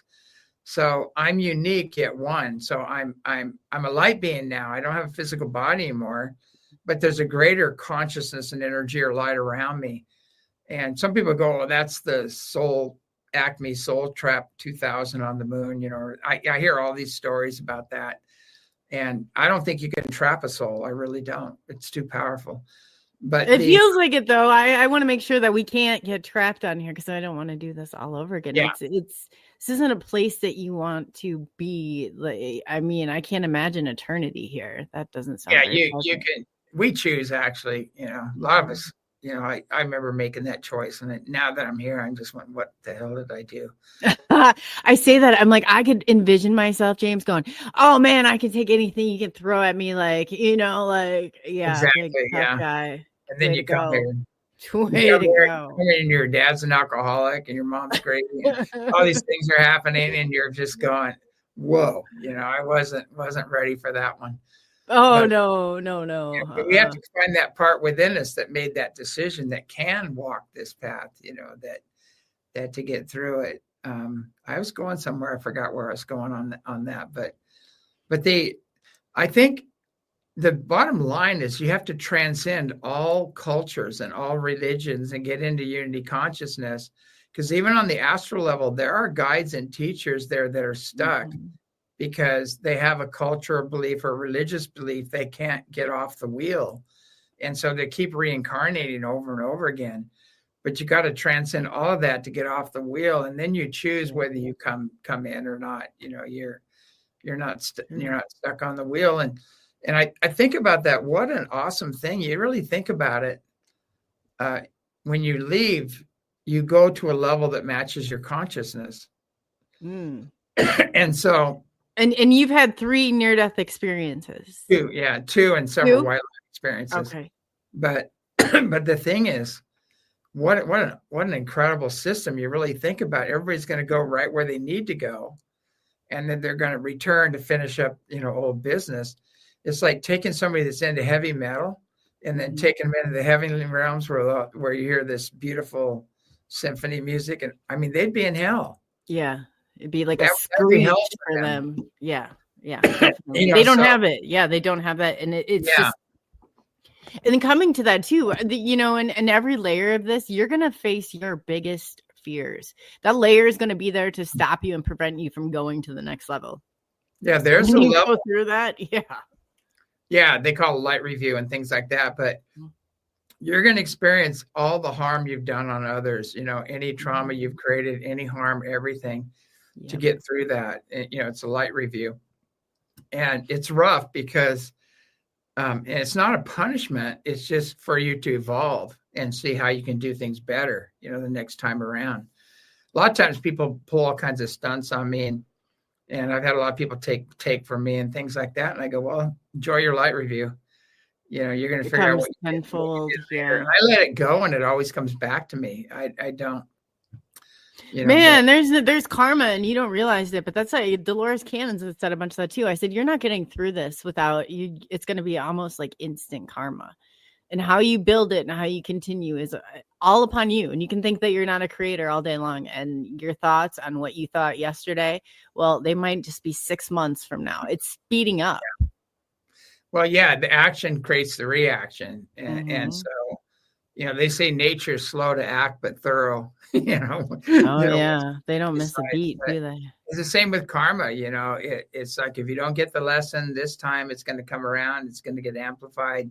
It's going to hit you again and again till you get it, and there's no getting out of it, basically, other than surrender and keep operating under universal law. And I had a conversation with somebody today that is a pretty religious person, and they were kind of, and I said, I want you to think about this. I want you to tell me how universal peace is going to come. And she was saying, well, everybody has to accept Jesus. And I said, well, that's all fine and dandy. I do totally believe in Jesus and his teachings and everything else 100%. But, what about the Buddhists? What about all the other people, and what even the atheists? What if they're just a really good person? And I've seen more kind acts coming from atheists sometimes than people who profess to be whatever religious, but oh yeah. and then I was trying to explain to her, say, how are we going to get universal peace if we all force others to believe in our image of God or our master, our savior, and that creates a division. And if they don't, then they're ungodly, and that's the origin of the wars. There was never a holy war. There was always one king or leader wanting what another one had, then he demonized the other group, and then they went to war. That's how they start. But who are you warring against other than the Yeah. other children of God, and all their diversity? And I kept asking that question. So how do we end the wars, and the suffering, the disease, and all that stuff? And they still go, well, Jesus is the only way. And I'm not saying, and I'm just saying it's a way. Mm-hmm. It's a way. But I mean, people don't realize this is all going to come out, but Jesus traveled, he traveled through India and through Tibet, and he learned from there. And his message is a combination of everything that he learned in his journeys. And so we have to stop this division program and really start looking at the foundation, and see if there's golden threads throughout every culture, that are, because they recognize who he is. The Buddhists recognize. And they look at, especially you think, I mean, these grounds, America has not been America for that long. I mean, we're less than 300 years old. I mean, we're just, halfway there. And then before then, it's like they wiped out your history here. Like how have you kept and preserved some of this? Because you're very spiritual, and that's a huge piece of this. Yeah. How can you, I go, how do you top that? When you die and end up, in the plane of bliss, it's like, you can't forget it. You can't. And then when you're in that energy, you realize that God doesn't have an ego. It can't judge. It's like the sun. It's just shining on everybody. And, we're kind of going like this. I'll have a little bit. And then we have all these images of wrathful gods and genocidal gods and jealous gods. And then we have an all loving, all forgiving God. And we don't know where those images came from.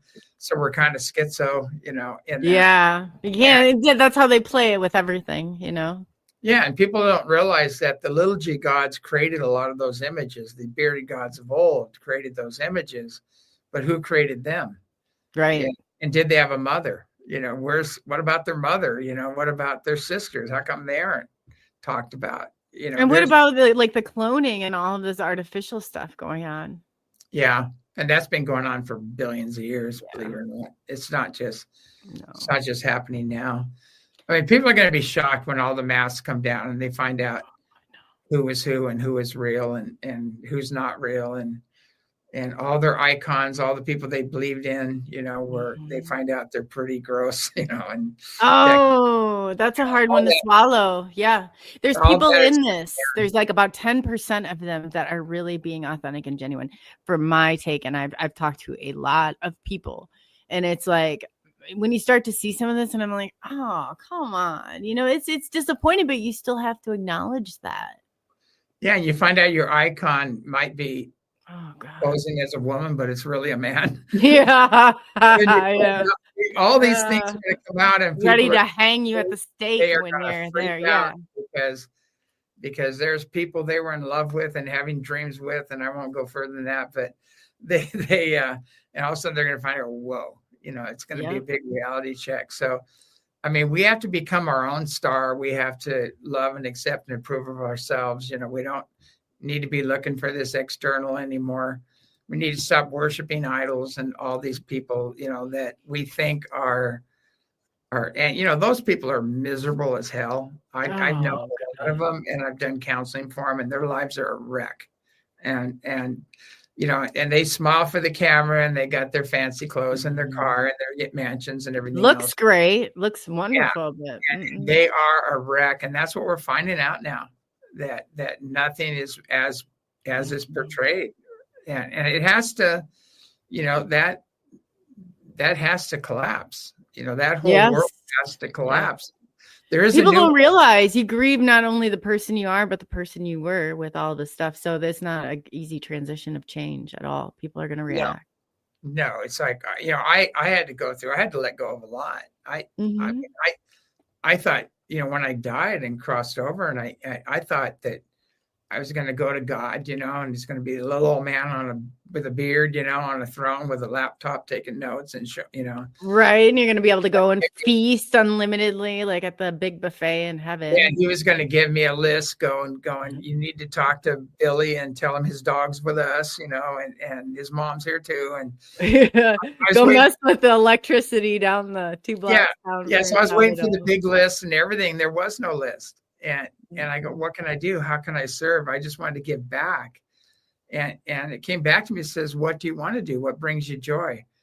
And I go, wow, I never thought about that. And then I realized finally that if you're aligned with your soul and doing what brings you joy, that's your God connection right there. And because God is bliss, it's pure unconditional love and joy and bliss in its most unlimited state. It's not a male or a female. It's more of a consciousness and energy. And there's probably levels beyond that. I wouldn't be surprised. I don't know. Oh, yeah. When you realize we're all connected. Yeah. Yeah. And so I had to undo all these programs that were pushed on me, and, that hamburger universe, like Miho Ledwith talks about, that, where there's 2 buns and we're the meat in the middle, and there's heaven and hell. And that program, we have to let go of that because it's beyond that. I wanted to share one story to you. My dad, when he passed over, our whole family was with him, and I was the only one he recognized in our family because he had dementia, he was losing it, and because I was on the other side with him, and in the dreams I was talking to him and working with him, and he's still with me. He never died, No, my grandma's the same. That's amazing. And so it was really interesting when he died. He turned around and looked at me and he said, go heal. And I was struggling because I had all these things were lined up. I was helping this scientist. He's got 9 PhDs, heal all these people. He had all these formulas and I was doing all this work, and he said, go and do your work, go. And then the next thing he said was, beam me up. That was his last words. And oh, wow. And he died.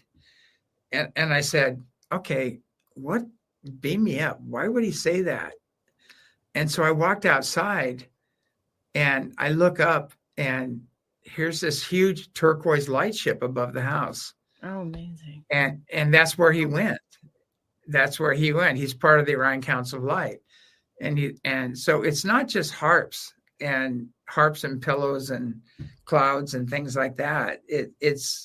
It's a multidimensional universe, and we often go back to where we incarnated from, and nothing dies. Even the body doesn't die because the life force is in the atom, and the body just disassembles back to the atom.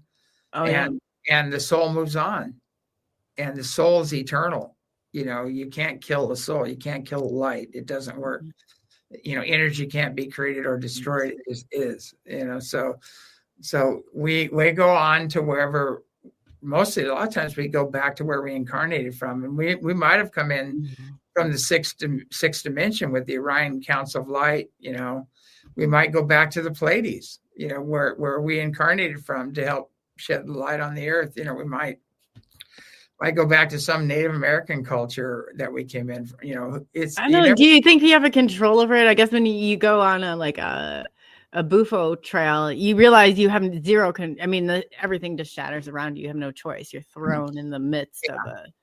Yeah, you do. You have you're going to have a light review, and you're going to go back and see how you could do things better. Or if you did incarnate from a very high level, you may go back there for a while and rest and hang out. And some people who are just rest a vacation. You need a vacation for a while, but some people just turn around and come right back in because they want to finish their work. They want to see the fruits of their labor. They want it because now everything's coming down, and this has been going on for thousands of years, this project, and everything is coming to a head right now. And we're going into exciting times right now, and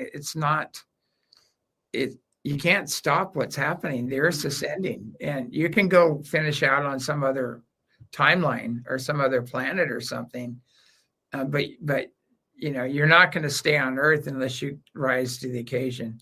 unless you're You're raised. not. It's going to get so complicated. You're going to destroy yourself. Your frequency will not be able to take it. The vibration. I mean, even your body's not going to sustain itself.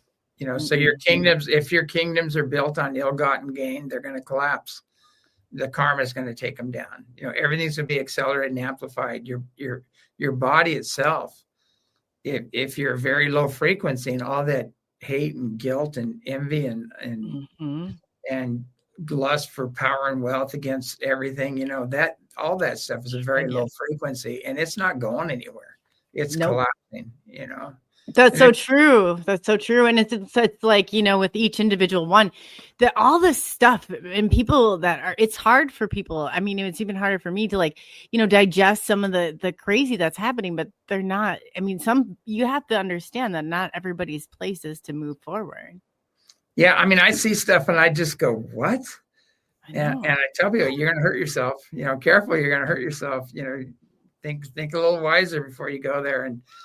And it's pretty crazy watching, like I was saying, when I went into town the other day, I got run off the road by this big old truck, it was like, and he probably was mad at you too. It was intentional. It was unbelievable because I was getting on the highway and I was ahead of him and I was getting on the highway and he passed me and then started running me off the road, and I was going, what the heck? And then I saw all the stoplights running and the zombie patrol, going on. People were losing it.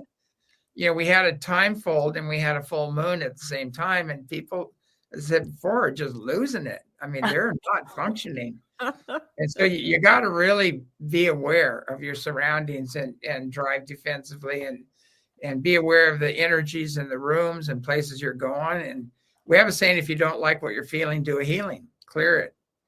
Oh yeah, that's awesome to say that too. And you got to realize that you're gonna get stuck. I mean, that's a part of this, but it's recognizing and coming to terms with it and going past that point. That's gonna get you there. Yeah, and and it is true. It's like one master teacher told me something that once, and I didn't understand it. And he said, "Selfish is goddish," and I went, "What do you mean selfish is?" We're supposed to be in service to others and everything else. And then I finally got it. It took me years to figure out what he was saying, but we have our own unique soul purpose for being here. And we have to align with that. And that's when you're being authentic. And sometimes that's going to upset other people's apple carts, because they want you to be a certain way. They want you to do this and they want you to go, they have all these plans for you. Their apple carts are going to full-fledged flip over. Yeah. And so we really have to go within, it's like to thyself be true, basically, that old saying. We have to be true to ourselves. We have to be true to our inner guidance, what it's telling us, which is hard sometimes. Oh, yeah. And sometimes people are going to get upset because they already have a plan for you. They already have. I call that preconceived resentment. I said when they put you in that box, it's because of their comfort. What irritates us about others is something about ourselves. You just have to remember that this is, and you're right too. Like what you said before, we're in a huge game of projection. And the people, they might have a little power, but these tables turn. And it's so important to have this spiritual side and this spiritual awakening. Because it's just like the awakening process. You can't stop it. I was warned. Who wouldn't want to know the truth? But I have to ask you in all of this, I know that I was offered a deal. I would never sign an NDA. I would never do any of that. What have you been? Because people don't realize how easy this is to sign that dotted line. How easy it is. They're gonna dangle what you like most right in front of your nose. It's like. Yeah, I've gotten the letter. I've gotten the deal, and they said you're one of us, and we recognize your work and who you are, and if you join us, you'll get this card, and I think you get $10,000 a month on the card, and if you keep working with them, you go up the ladder. And I got that thing, and they're telling me how special I was and everything else, and I respectfully declined, and I said everybody is special, and if you believe you're special, you missed the whole mark, and And that's now you're in spiritual ego. And so I said, but have a nice life, basically. I told him. And it would have been You have to. Good for it would have you. been really easy to just take that deal. But see, they don't realize that I was, I've worn many hats in this lifetime. I've done everything from construction. I was in commercial real estate. I had my own office. I had people working for me, and I already did all that. And when I had the near-death experience, I walked away from it. Wow. And I realized there was no love or joy in it.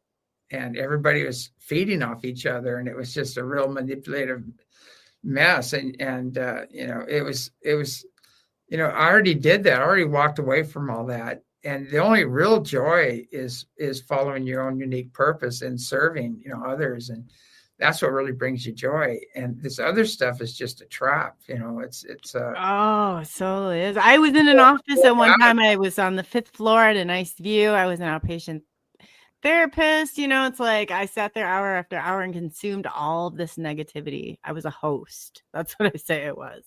So before I woke up to any of it. But once you did it, and then people think, you're crazy. You left, you have a master's degree in this. Yeah. Okay. Well, have you tried sitting hour after hour after hour? It was seeping into every part of my life. Yeah. Because Ezekiel, he's one of the beings I work with a lot. And what happens, I was meditating, the Andromedans came in, and I go, why am I here? And they said, you're the hands and feet of Ezekiel. This is kind of wild, but. And I said, okay, who's Ezekiel? And they said, God of eternal bliss. And so I found out that Ezekiel is actually Ezekiel of old that merged with Cassia, and then they ascended. And so it has both aspects to it. And they're calling it the God of eternal bliss. The Andromedans were. Now, the Andromedans are mythologically known as archangels. And they're 8 to 10 feet tall. They have magnetized light bodies. They don't really have wings. They have energy lines that go out that look like wings. And when they move into this dimension, they feather back. So they look like wings, but it's more of an energy. And there are beings, and they're 7th dimensional beings, but there are beings that are beyond our imagination out there that aren't physical. But when you have a universal understanding of what's going on, then you apply that to the biblical understanding. You go, okay, that's what they're talking about, and a lot of Pleiadians. In Job, it talks about the sweet energies of the Pleiades and the sons of Arcturus. And you just gloss over that. Yeah. You just go, okay, well, whatever. But those are actually real civilizations that they're talking about. And they've just tried to destroy that in everybody. Like they've literally eradicated this part out of the phenomena. And it's such an important part of it. One of the original contactees was Ezekiel. And if you read the Bible, this shiny disc comes out of the firmament. It has bronze feet like calves.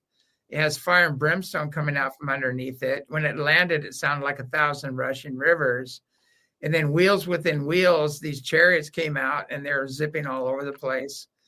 And there's more to that story that are going to upset some people, but a guy steps out. Just tell it. They're always going to be. This guy steps out posing as God, right? And he orders 6 of his men with their shattering weapons to go destroy Israel. All the men, women, children, buildings, everything. How can 6 men destroy a city? Oh God, they can. I mean, what was that shattering weapon that they had? That's a mind blower. You think about it. Mm-hmm. And then he ordered one of the men dressed in all white linen to reach into the bowels and take hot coals and spread them around the city. He said, henceforth, anybody who comes here will die a hideous death. Their hair and fingernails will fall out, and there'll be food for the raven and the beast. That's radiation. Yeah. And next 100 years, nobody can go there, So anyway, that was one of the origins of the wrathful God.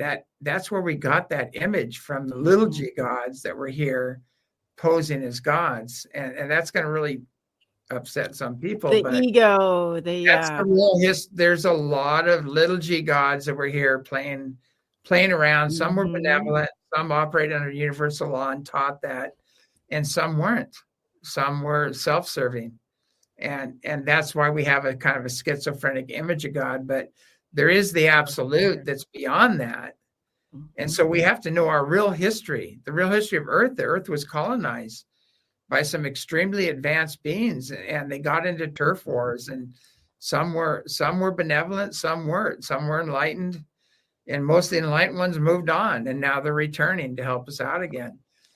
But it's so true. And then you think about I'm trying to think of the term, psychology, where somebody's being held captive by their captator, then they start to have they can't say that this person's been hurting me, or this Stockholm syndrome.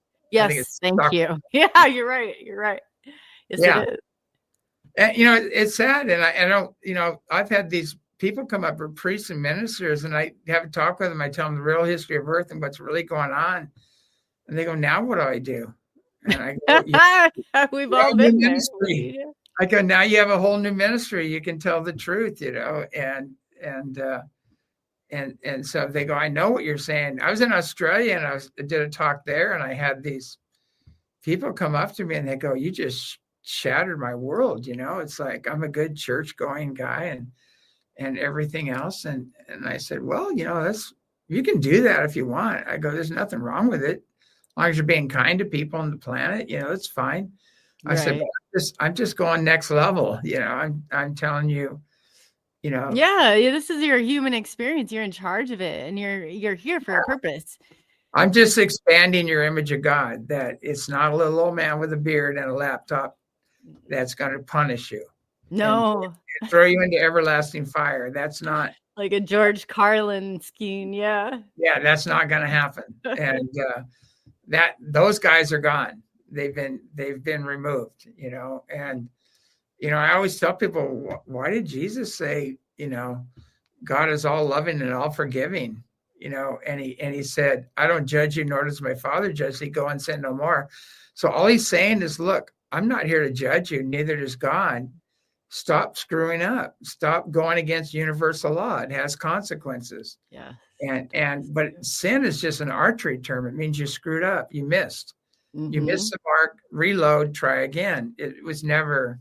And it's happening if you're really getting real with yourself here. You're going right back around that loop, and you're smack yourself right in the face. Hell's a garbage dump where if you didn't have enough money, they threw you on the garbage and burned you with the I mean, that's the origin of these things. When people realize that, and those names have been used to control and manipulate people through fear, guilt, and unworthiness, and that's got to end, because if God is love and joy and bliss, the highest frequency, there's no room for fear, guilt, and unworthiness. Mm-hmm.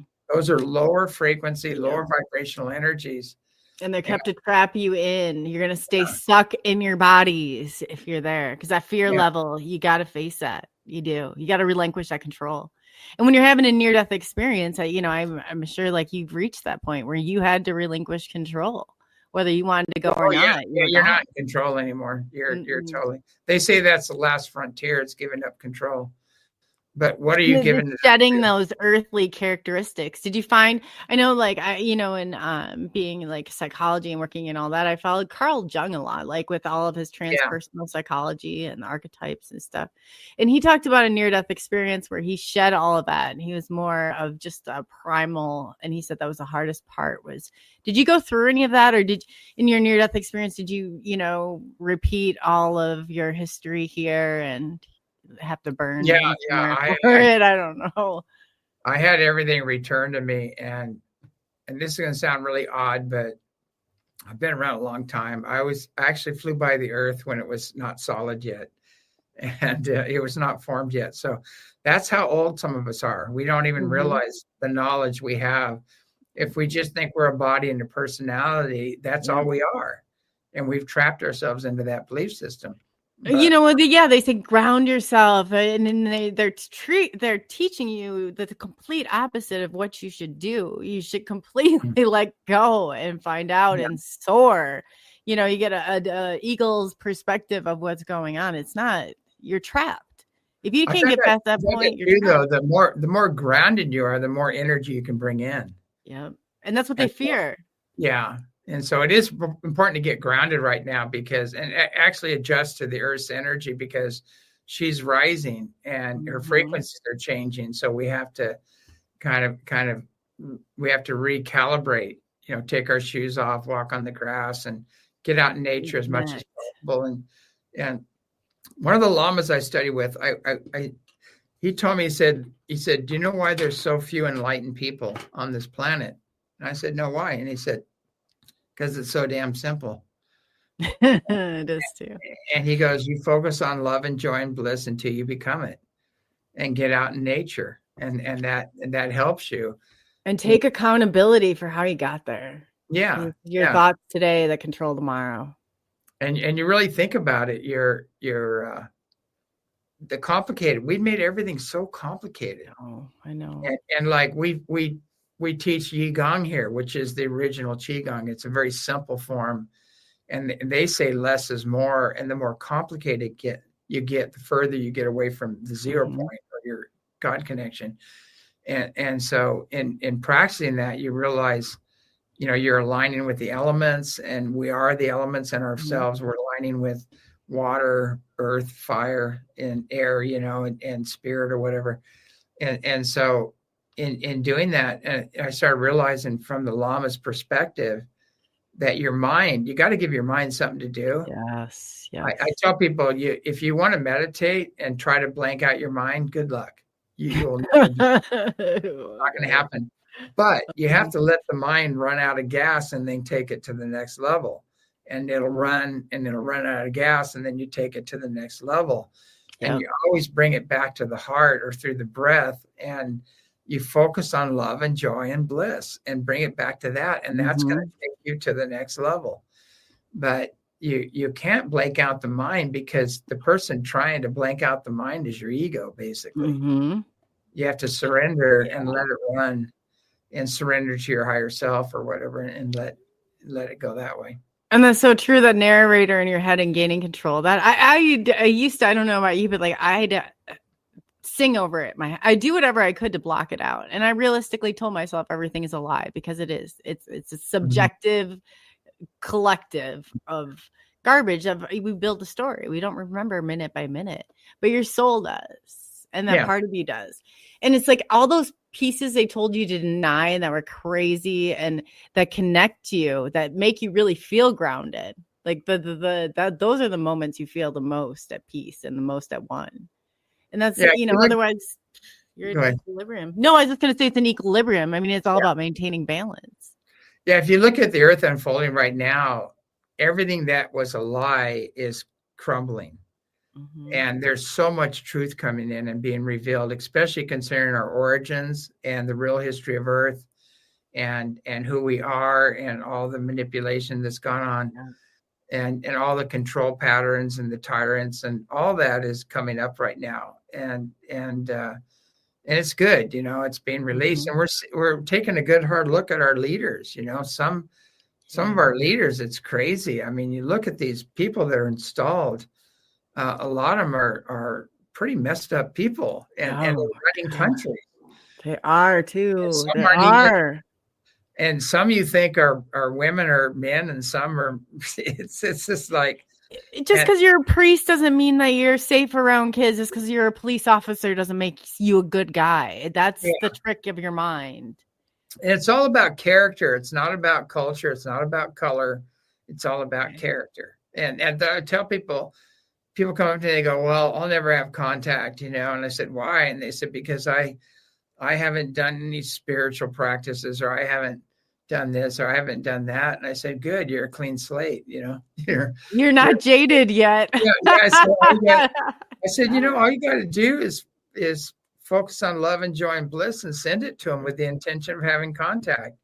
And if something else comes in, do a clearing, clear it out. Say, no, I'm not going to play that game, You'll feel it. And because you go through those raw moments, and that's when you're most vulnerable to those attacks. That's what you have to remember. Yeah. And the universe is going to test you. The more you ascend, the more you move up levels, the universe is going to test you and see how you're going to do. And then you really got to practice loving detachment. That was master fear, and you'll see things and one of the things, your third eye opens up, you're going to see some beautiful beings, but you're going to see the shadow beings too. Yep. So both sides you're going to see. and your heart opens up, you're going to feel everything, and you're going to know people's real intentions, or the telepathic thing opens up. All of a sudden, you're going to see people saying one thing to you, but you're going to go, I know what they're really thinking. I know what they're really feeling. And what they're doing is totally incongruent, so. And if you stay quiet, then you're part of the problem. You can't do that. Otherwise you're allowing this to happen. No. And my favorite words are have fun with that, and walk away. We have a funny thing. Yeah. You have these people that come up the ranch and they're totally debunkers and skeptics, and usually their wives drug them up here, and they're coming to prove you wrong. Yeah. Wrong. And I had one scientist go, you know what? I'm not going to believe these aren't satellites until I see one turn around and go the other direction. So two were coming right in on each other like this, and all of a sudden they went back the other way. It freaked him out, and now he had to deal with it. And then he kept trying to argue with me, and I go, check that out. And he looked up, and there was another ship. I go, check it out. And he looked over at the ship, and I left. It's dark out. You can't tell if I'm there or not. I could still hear that guy talking to me, trying to argue with me for about another 5-10 minutes. Oh, and I was gone, And so we don't need a win. We don't need to argue. We don't need to. And sometimes love of self demands you just remove yourself from the situation. That's so true. And don't be afraid to burn bridges. Some of the best lights comes from burning bridges. I mean, this is a time that we're being separated. Exactly. And there's a good reason for it. You got everybody. And two, like, you can't bring everybody along, but this is their journey, and you can't pad it. You can't stop it. There's nothing you can do. Yeah, it might not be their time. Eventually everybody's going to figure it out because it's not optional. But they might have to figure it out somewhere else. They might have to go on another timeline to another dimension, another planet. It's like, and that's okay. That's what they've chosen. But it doesn't have to be your world. No, you don't have to take that on or carry that. You don't have to be a martyr and jump in front of the bus like I always thought. That was my excuse. But you can go minute by minute and say, every conscious decision I knew, whether or not it was a good one or not, whether or not it was going to be a good one or not, I knew what I was doing. You're just wasting time. You're stalling the inevitable. I love, there's an old saying, I've never made a mistake. I've manifested a lot of things and gained a lot of wisdom. And you can always say that. I've never sinned, but I've manifested a lot of things and gained a lot of wisdom. We need to get back to that. And the universe is going to put you back on track no matter what. That's the way it works. But we need to get away from those fear, guilt, and unworthiness trips, because you're never going to connect to Creator if you're running that program. And if you're pushing it on others, it's part of the problem. And that's just it is so much of this stuff that's going on in instability is because we don't feel something is right. Our bodies, that cellular memory is telling you, and you can't accept it. You're only as sick as your secrets. You only, it comes to stripping down like all these earth. You can't take it with you. So go ahead. I think one of the most common things being said right now is, I can't do this anymore. Oh, Lord. Well, that everybody is reevaluating right now, and they're looking at what they're doing, who they're working for, and all of this, and they're looking at it and just going, I can't do this anymore. So they're basically saying that they're not willing to call it out or step in front of the battle zone. Whether or not you can't sit there and be compliant. The next step would be probably call it out, but which would be consequences, and you probably end up losing your job or whatever. But that's okay because that world is collapsing anyway. And so, I was on David Nino's show. It was really good interview, and we were talking about that. And he didn't mind me sharing this because he shared it on the air, but he was saying, God, my world ended when this happened. And I said, no, your world began. Yeah. It began when that happened, because look where you are now. Look what you're doing now. And so a lot of people are going to go through that right now. One world is ending, or one program they're running is going to end. And they just have to let it go. And there's a whole new program coming that's going to be more aligned with their soul and universal law, basically. Well, it's just really stripping yourself of all those things that you've been told and all those little boxes that you've been put into. And I said, that's one thing I've always been that ADHD kid out in the hallway or in the, so I've never, it would be harder, I think, if I were in a room that were like, oh, we accept, I reject all of that. You got to be the resistance in a lot of this. Otherwise, it's just going to stream on through. And this is your children's world. We're leaving this to other people. It's not our place to do this. Yeah, we do have fire circles here. We have a talking stick, and a lot of parents bring their kids, to it. We have teaching young masters and things like that. And we let the kids, we pass the talking stick around, and the parents can't talk. And the kids, and we'll start off like a couple questions. Well, like, why do you think you're here? Or what do you think the earth needs to do to heal? What do we need to do? And you just give a couple questions, and these kids go off around the corner. And I got to film one of these things because they have all the solutions. Oh, yeah. Simple solutions and things like that. And at the end, the parents will go, wow, I've screwed up. I only listen. Way off a track. I need to start listening to my kids. And it's amazing. A good example of that is Little X. Oh, yeah.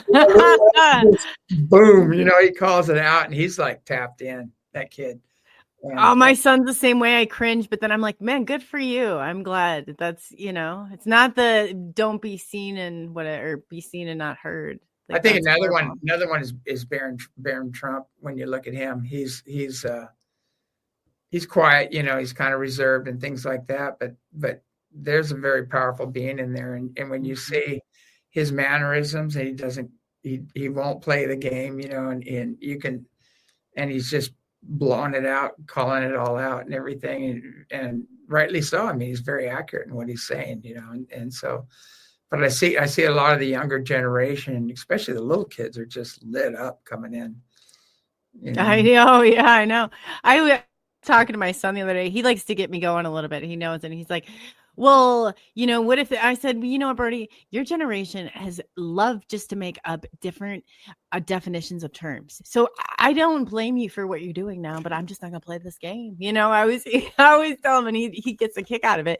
But, it's true. It's like if we don't make them aware and they're not at some point resistance here, I mean, they're coming to make their own decisions, and it's not going to benefit anybody in the long run. I mean, the word sick used to mean, that's sick, that's bad, and then it totally shifted. And my nephews are going, oh, that's sick. And I go, what do you mean that's sick? Yeah. That's really cool. And they go, no, that's what I'm saying. That's sick. Yeah. And so we keep having these new words, and I don't even know what half the new ones are. I know. But I don't follow it. But no, I don't think anybody can, but people don't realize that spelling, is so, and changing these, even though you're using them, it's still a frequency that's being transmitted. And you're like, a human walking tower. Some of us are. They transmuted the word sick into a positive thing, if you really think about it. So that right there alone is showing the younger generations are movers, and they're changing things and things like that. That's what we need to be doing, is empowering. I know he people like, oh, and I said, I'm always glad. I always call it kind of constructive demolition, but I'm aware, and I like that he takes a stand and that he does fight me back on some things, because I'm not the ultimate authority here on anything. Yeah, it's really, I always say challenge, it's like truth stands on its own merit. And it doesn't need defense. It stands on its own merit. And if you challenge it and it doesn't hold up, then obviously maybe it wasn't true. Right. And are you doing a show tonight? I wanted to let people know where to come. We're going to bombard your channel tonight. You're doing a show. Can you tell everybody where to find you guys? Looking for James, more of his work. And like I said, I'll be uploading. He's given me some phenomenal stuff. I'll put it together and I will release that since he okayed that. But yeah. I have some more too coming. I mean, we have 5 cameras that each took about 300 something photos and videos of ships and everything. We're getting it all. We're kind of going through it editing it now, but it was Phenomenal. this last 4th of July weekend was insane. There were just fleets of ships coming in. But if you go to ECETI Stargate on Rumble, on X, Telegram, mostly Rumble is where I hang out. I go into the chat, and sometimes I'll have a bad sense of humor, so bear with us. We all have fun there. But also on BBS Radio, As You Wish Talk Radio on the BBS Radio network. I'm on there, and I think that's connected to iHeart and something else. And then we have ECETI Stargate TV too. But basically, if you type in ECETI Stargate, I think it'll all come up. And we're on YouTube too, but I'm a little outside of their community standards for some reason. Oh, I've had more YouTube. I said that mine's only, I said I've had so many YouTube shut down. I'm not even attached to it. I don't even. We just have a lot of footage on there of the ships, and it seems like we're working on Hawaii right now and doing some work there, and boy, the UFO activity there is crazy. I mean, we're having masters appear and beings with shields and Menahunis running around. It's pretty. There's a lot. You got to think of the history too. There, what part? Without telling us, what part are you in? Are you on the main island? Are you on? I'm on the Big Island. Okay. Yeah, I'm on the Big Island, and we're not really ready yet for guests. We're working on it, but we're hoping to. We had a couple setbacks, but we're hoping to get. We might do some mini conferences there and things like that. So amazing. If you go to ECETI.org, we'll let you know what the next events are. We have a lot of events. Go to the calendar and you'll see we have a lot of classes and workshops, herbal workshops, healing workshops. And that's where they can go to register or get on those. Yeah. If you go to ECETI.org, you can see, just go to the event section. It'll tell you what the next. I have a self-mastery class coming up that it's a combination of self-mastery and ambassador training, where we cover everything from who's who in the universe, from the dark to the light, and teach people how to heal unseen negative influences. And we actually engage the higher dimensional beings come in. Yeah. Initiate and work with people, and you walk away with your own connection. It's not an easy journey. You're going to face every single demon that you've created down here that's created you. But it's we're all about empowering the individual. We're not. There's no worshiper. There's no. We don't have a guru here. No, that's a hard thing for people to digest. Is that it's like you've really shown. It's like that. Even though you were in this place, that you're human. Like you're going through all these same things that the questioning some of the same stuff that the rest of us do. I just wanted to ask you too. We had a question come in before, and I saw it go out. I just wanted to ask you too. Oh, hi Heidi. There's a lot of cool people in here right now. So James saw a mountain is the mothership, not a mountain. 3 days later, we saw the same ship and recorded it. A year later, James saw it again on his birthday. Question is, James, have you seen it again or only 2 times? Somebody asked, Yeah, no, they've been coming through here regularly, but I was meditating my birthday, and I said, for my birthday, I just want a mothership to come right over the house.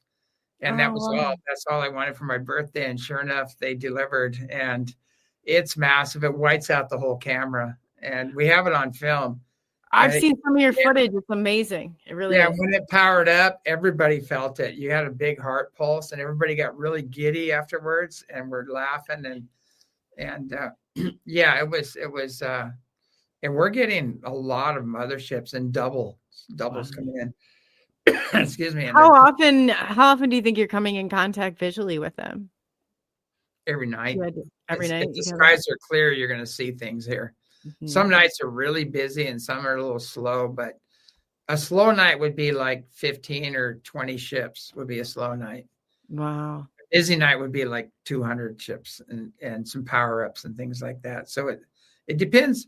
I mean, they're working very hard here. They're working through consciousness and energy and the dream state, and they have their work to do, and they're trying to settle down some of these wars. They're not going to allow World War III. That won't happen.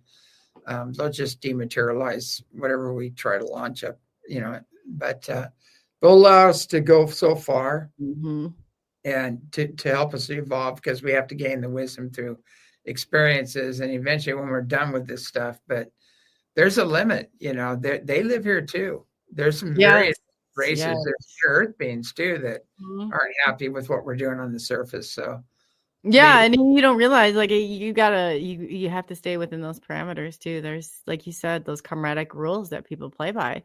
So yeah. what's your whole take on humanity? Where do we go from here? Because I just see we're at really like a pivotal point right now. We're going to start dropping, like, I feel like we're going to start dropping like flies because a lot of us aren't going to make it through the ascension. Yeah, right now we're going through the polarities. We're going through the people that are choosing universal law and to live a spiritual life in harmony with each other and in service to others, as I said before, and the other people are self-serving and they want to control and dominate everybody and use their technology to do so. And that group, and it's a bifurcation of worlds, and the other world is a downward spiral. Yeah. And this is the Hopi tradition. It's written in stone, and the people that take the upward journey are going to continue, and that's going to be amplified right now. And you're going to see a lot of, we're going to lose friends, family. People are just going to go in different directions. And there's going to be a lot of grief and loss. You not only grieve the person you were, but the person you have become. So you just have to keep, taking that. It's a part of the process. You don't know. So I tell people, this one person goes, I lost my father. And I go, where'd you put him? What do you mean? I said, in your mind, you lost your father. Mm-hmm. In your mind, your father's dead. And you created that reality. But the truth of the reality is he's standing right there. He's right next to you. And we stuck in a human body. Yeah, you can't see everything. That's a part of reality. Yeah. And so we see a small percentage of the electromagnetic light spectrum. And there's all these other dimensions, levels going on. And as I said before, nobody dies. Nobody. We just move on and we continue our evolution, our journey. And and like me, my ancestors are still here. I mean, they're still hanging around. They're just a thought away. Yeah. As well as all those civilizations. I mean, the Pleiadians are just a thought away, and so are the benevolent, all the other benevolent races out there. And I mean, there's everything going on from human beings to humanoid feline beings to you name it out there. It's a vast universe, and you got to master fear, because when they come to you, they may not look exactly like you'd expect them to look, but like Hollywood, portrays it to be. It's not like that at all. We have photographs of a being that looks like ET. They're wearing robes, and the face just looks just like ET. And I said, where did these guys come from? And they said, they're the masters. They're the teachers of the teachers.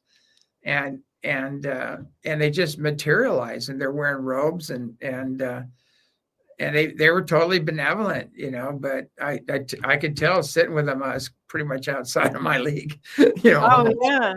Here on Earth, we all look different, but we're bearing a lot of the same souls. That's what they take exactly. Yeah. And so a lot of us we've lived in these other civilizations, but what's really cool right now is they're digging up all this stuff in the Antarctic and things like that. And they're finding out that there were very diverse beings living here that were thousands, if not millions of years ahead of us in consciousness and technology. And they all look different, and that's all coming out right now. And the cool thing is they're returning. They're coming back, so. Oh, they're brave. Yeah. And so that's going to be very interesting. And not everybody's meant to walk this entire journey. That's just the thing. That's the thing. Some people are going to see them, some people are going to experience them, and some aren't. Yeah, and it's because they chose that. Well, I just wanted to say that I really appreciate it. What time does your show start tonight? And I'd also like to invite you back for part 2, because we didn't even really scratch the surface here on all of the phenomena. And I'd love to get the information out, because you're so authentic and genuine, and when someone just opens up all their evidence, like I was ready to stamp it for him, and he's like, no, this is, we got more. They keep coming here. Release it to the people. That's absolutely amazing. And I would love to get your message out there and get people directed back to you, because it's at 8. I'm hoping they save me a plate for dinner. They usually do. But I'll let you go and enjoy your dinner, but Yeah, I'll be in contact soon if we could do a part 2, and I can take it from here. definitely. Yeah, let's do that. And it's 8:00 Pacific Standard Time. And again, if you just type in ECETI Stargate, it'll come up. But Rumble's the one we usually go into, and I'll go in there and I give people feedback. People ask questions, and sometimes we do a whole show on question and answer, just to help people understand what's happening around them. And they can check too. I included all your links, and they will all go out when this is all streamed on all the stuff centers. So I'm gonna let you go. You enjoy dinner, James, and thank you so much. I'm gonna head and I'll be in touch soon. Yeah. Oh wow, he was amazing. I just have to say that through all of this, that the people that have paid the way, that there's not always like these concrete steps on, and just to see somebody that was so passionate about it that just released, I can't wait for everybody to see these things. But I was really concerned. I said, well, I don't want anybody stealing these. I don't want this to be, our fault that, somebody's like, no, let them go. We can get more. It's the people. It's more important to have that information out there. So in saying that, it's really great to be able to connect. I never take for granted what place we are in. We're here to give everybody a platform, in telling your truths, if that's where you're at. And do remember, if you made mistakes along the way, that's nothing. You can get past it. It's continuing to lie to yourself. You got to get real.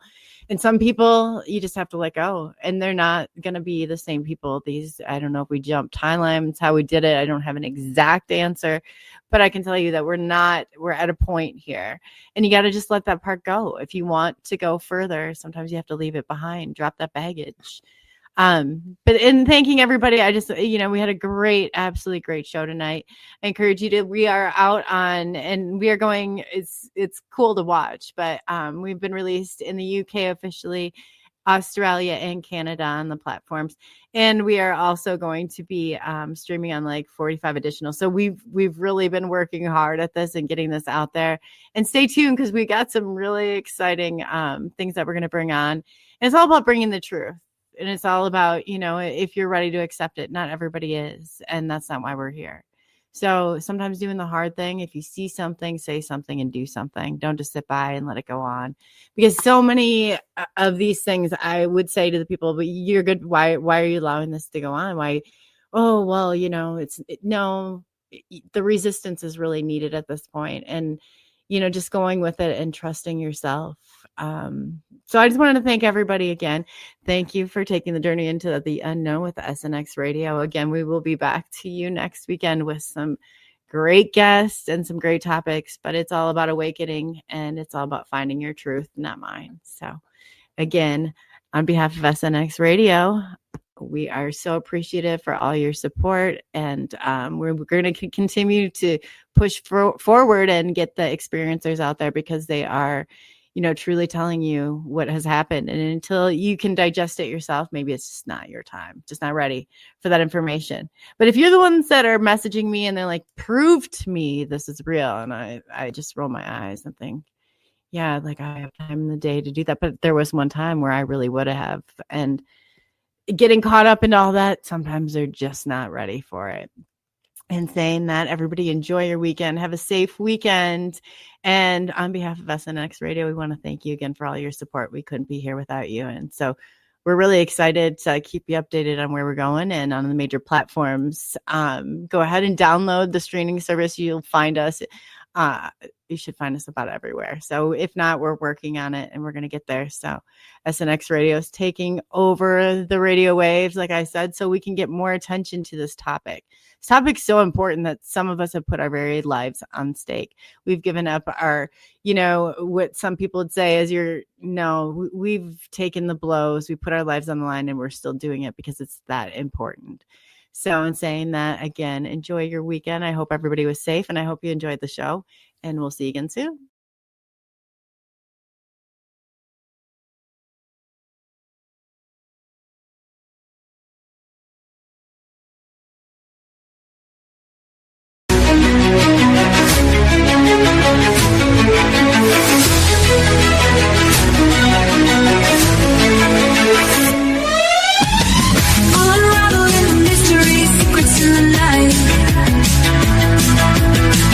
We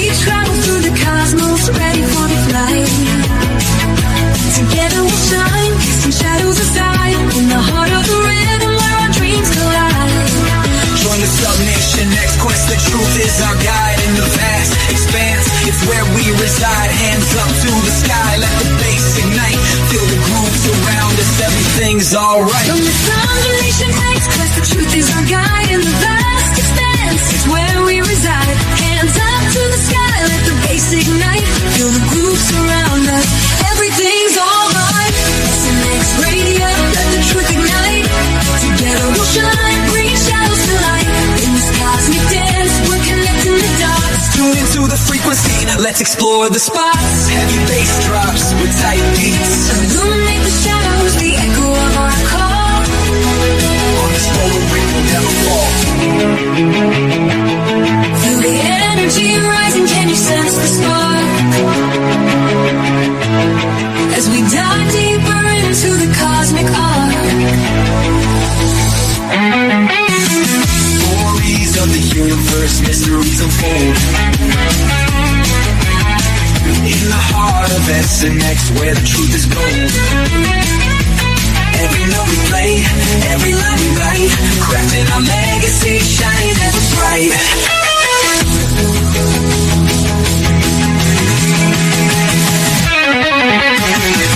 SNX Radio, let the truth ignite. Together we'll shine, bringing shadows to light. In this cosmic dance, we're connecting the dots. Tune into the frequency, let's explore the spot. Here in the spotlight, we're taking our turn. With the fire in our hearts, let the passion burn. SNX Radio's call, ringing through the air. Together we rise, together we dare. So join us now, let the rhythm flow. With SNX Radio, we're ready to go. Unraveling the mystery side by side, we stand hand in hand. In this dance of truth, let the story expand.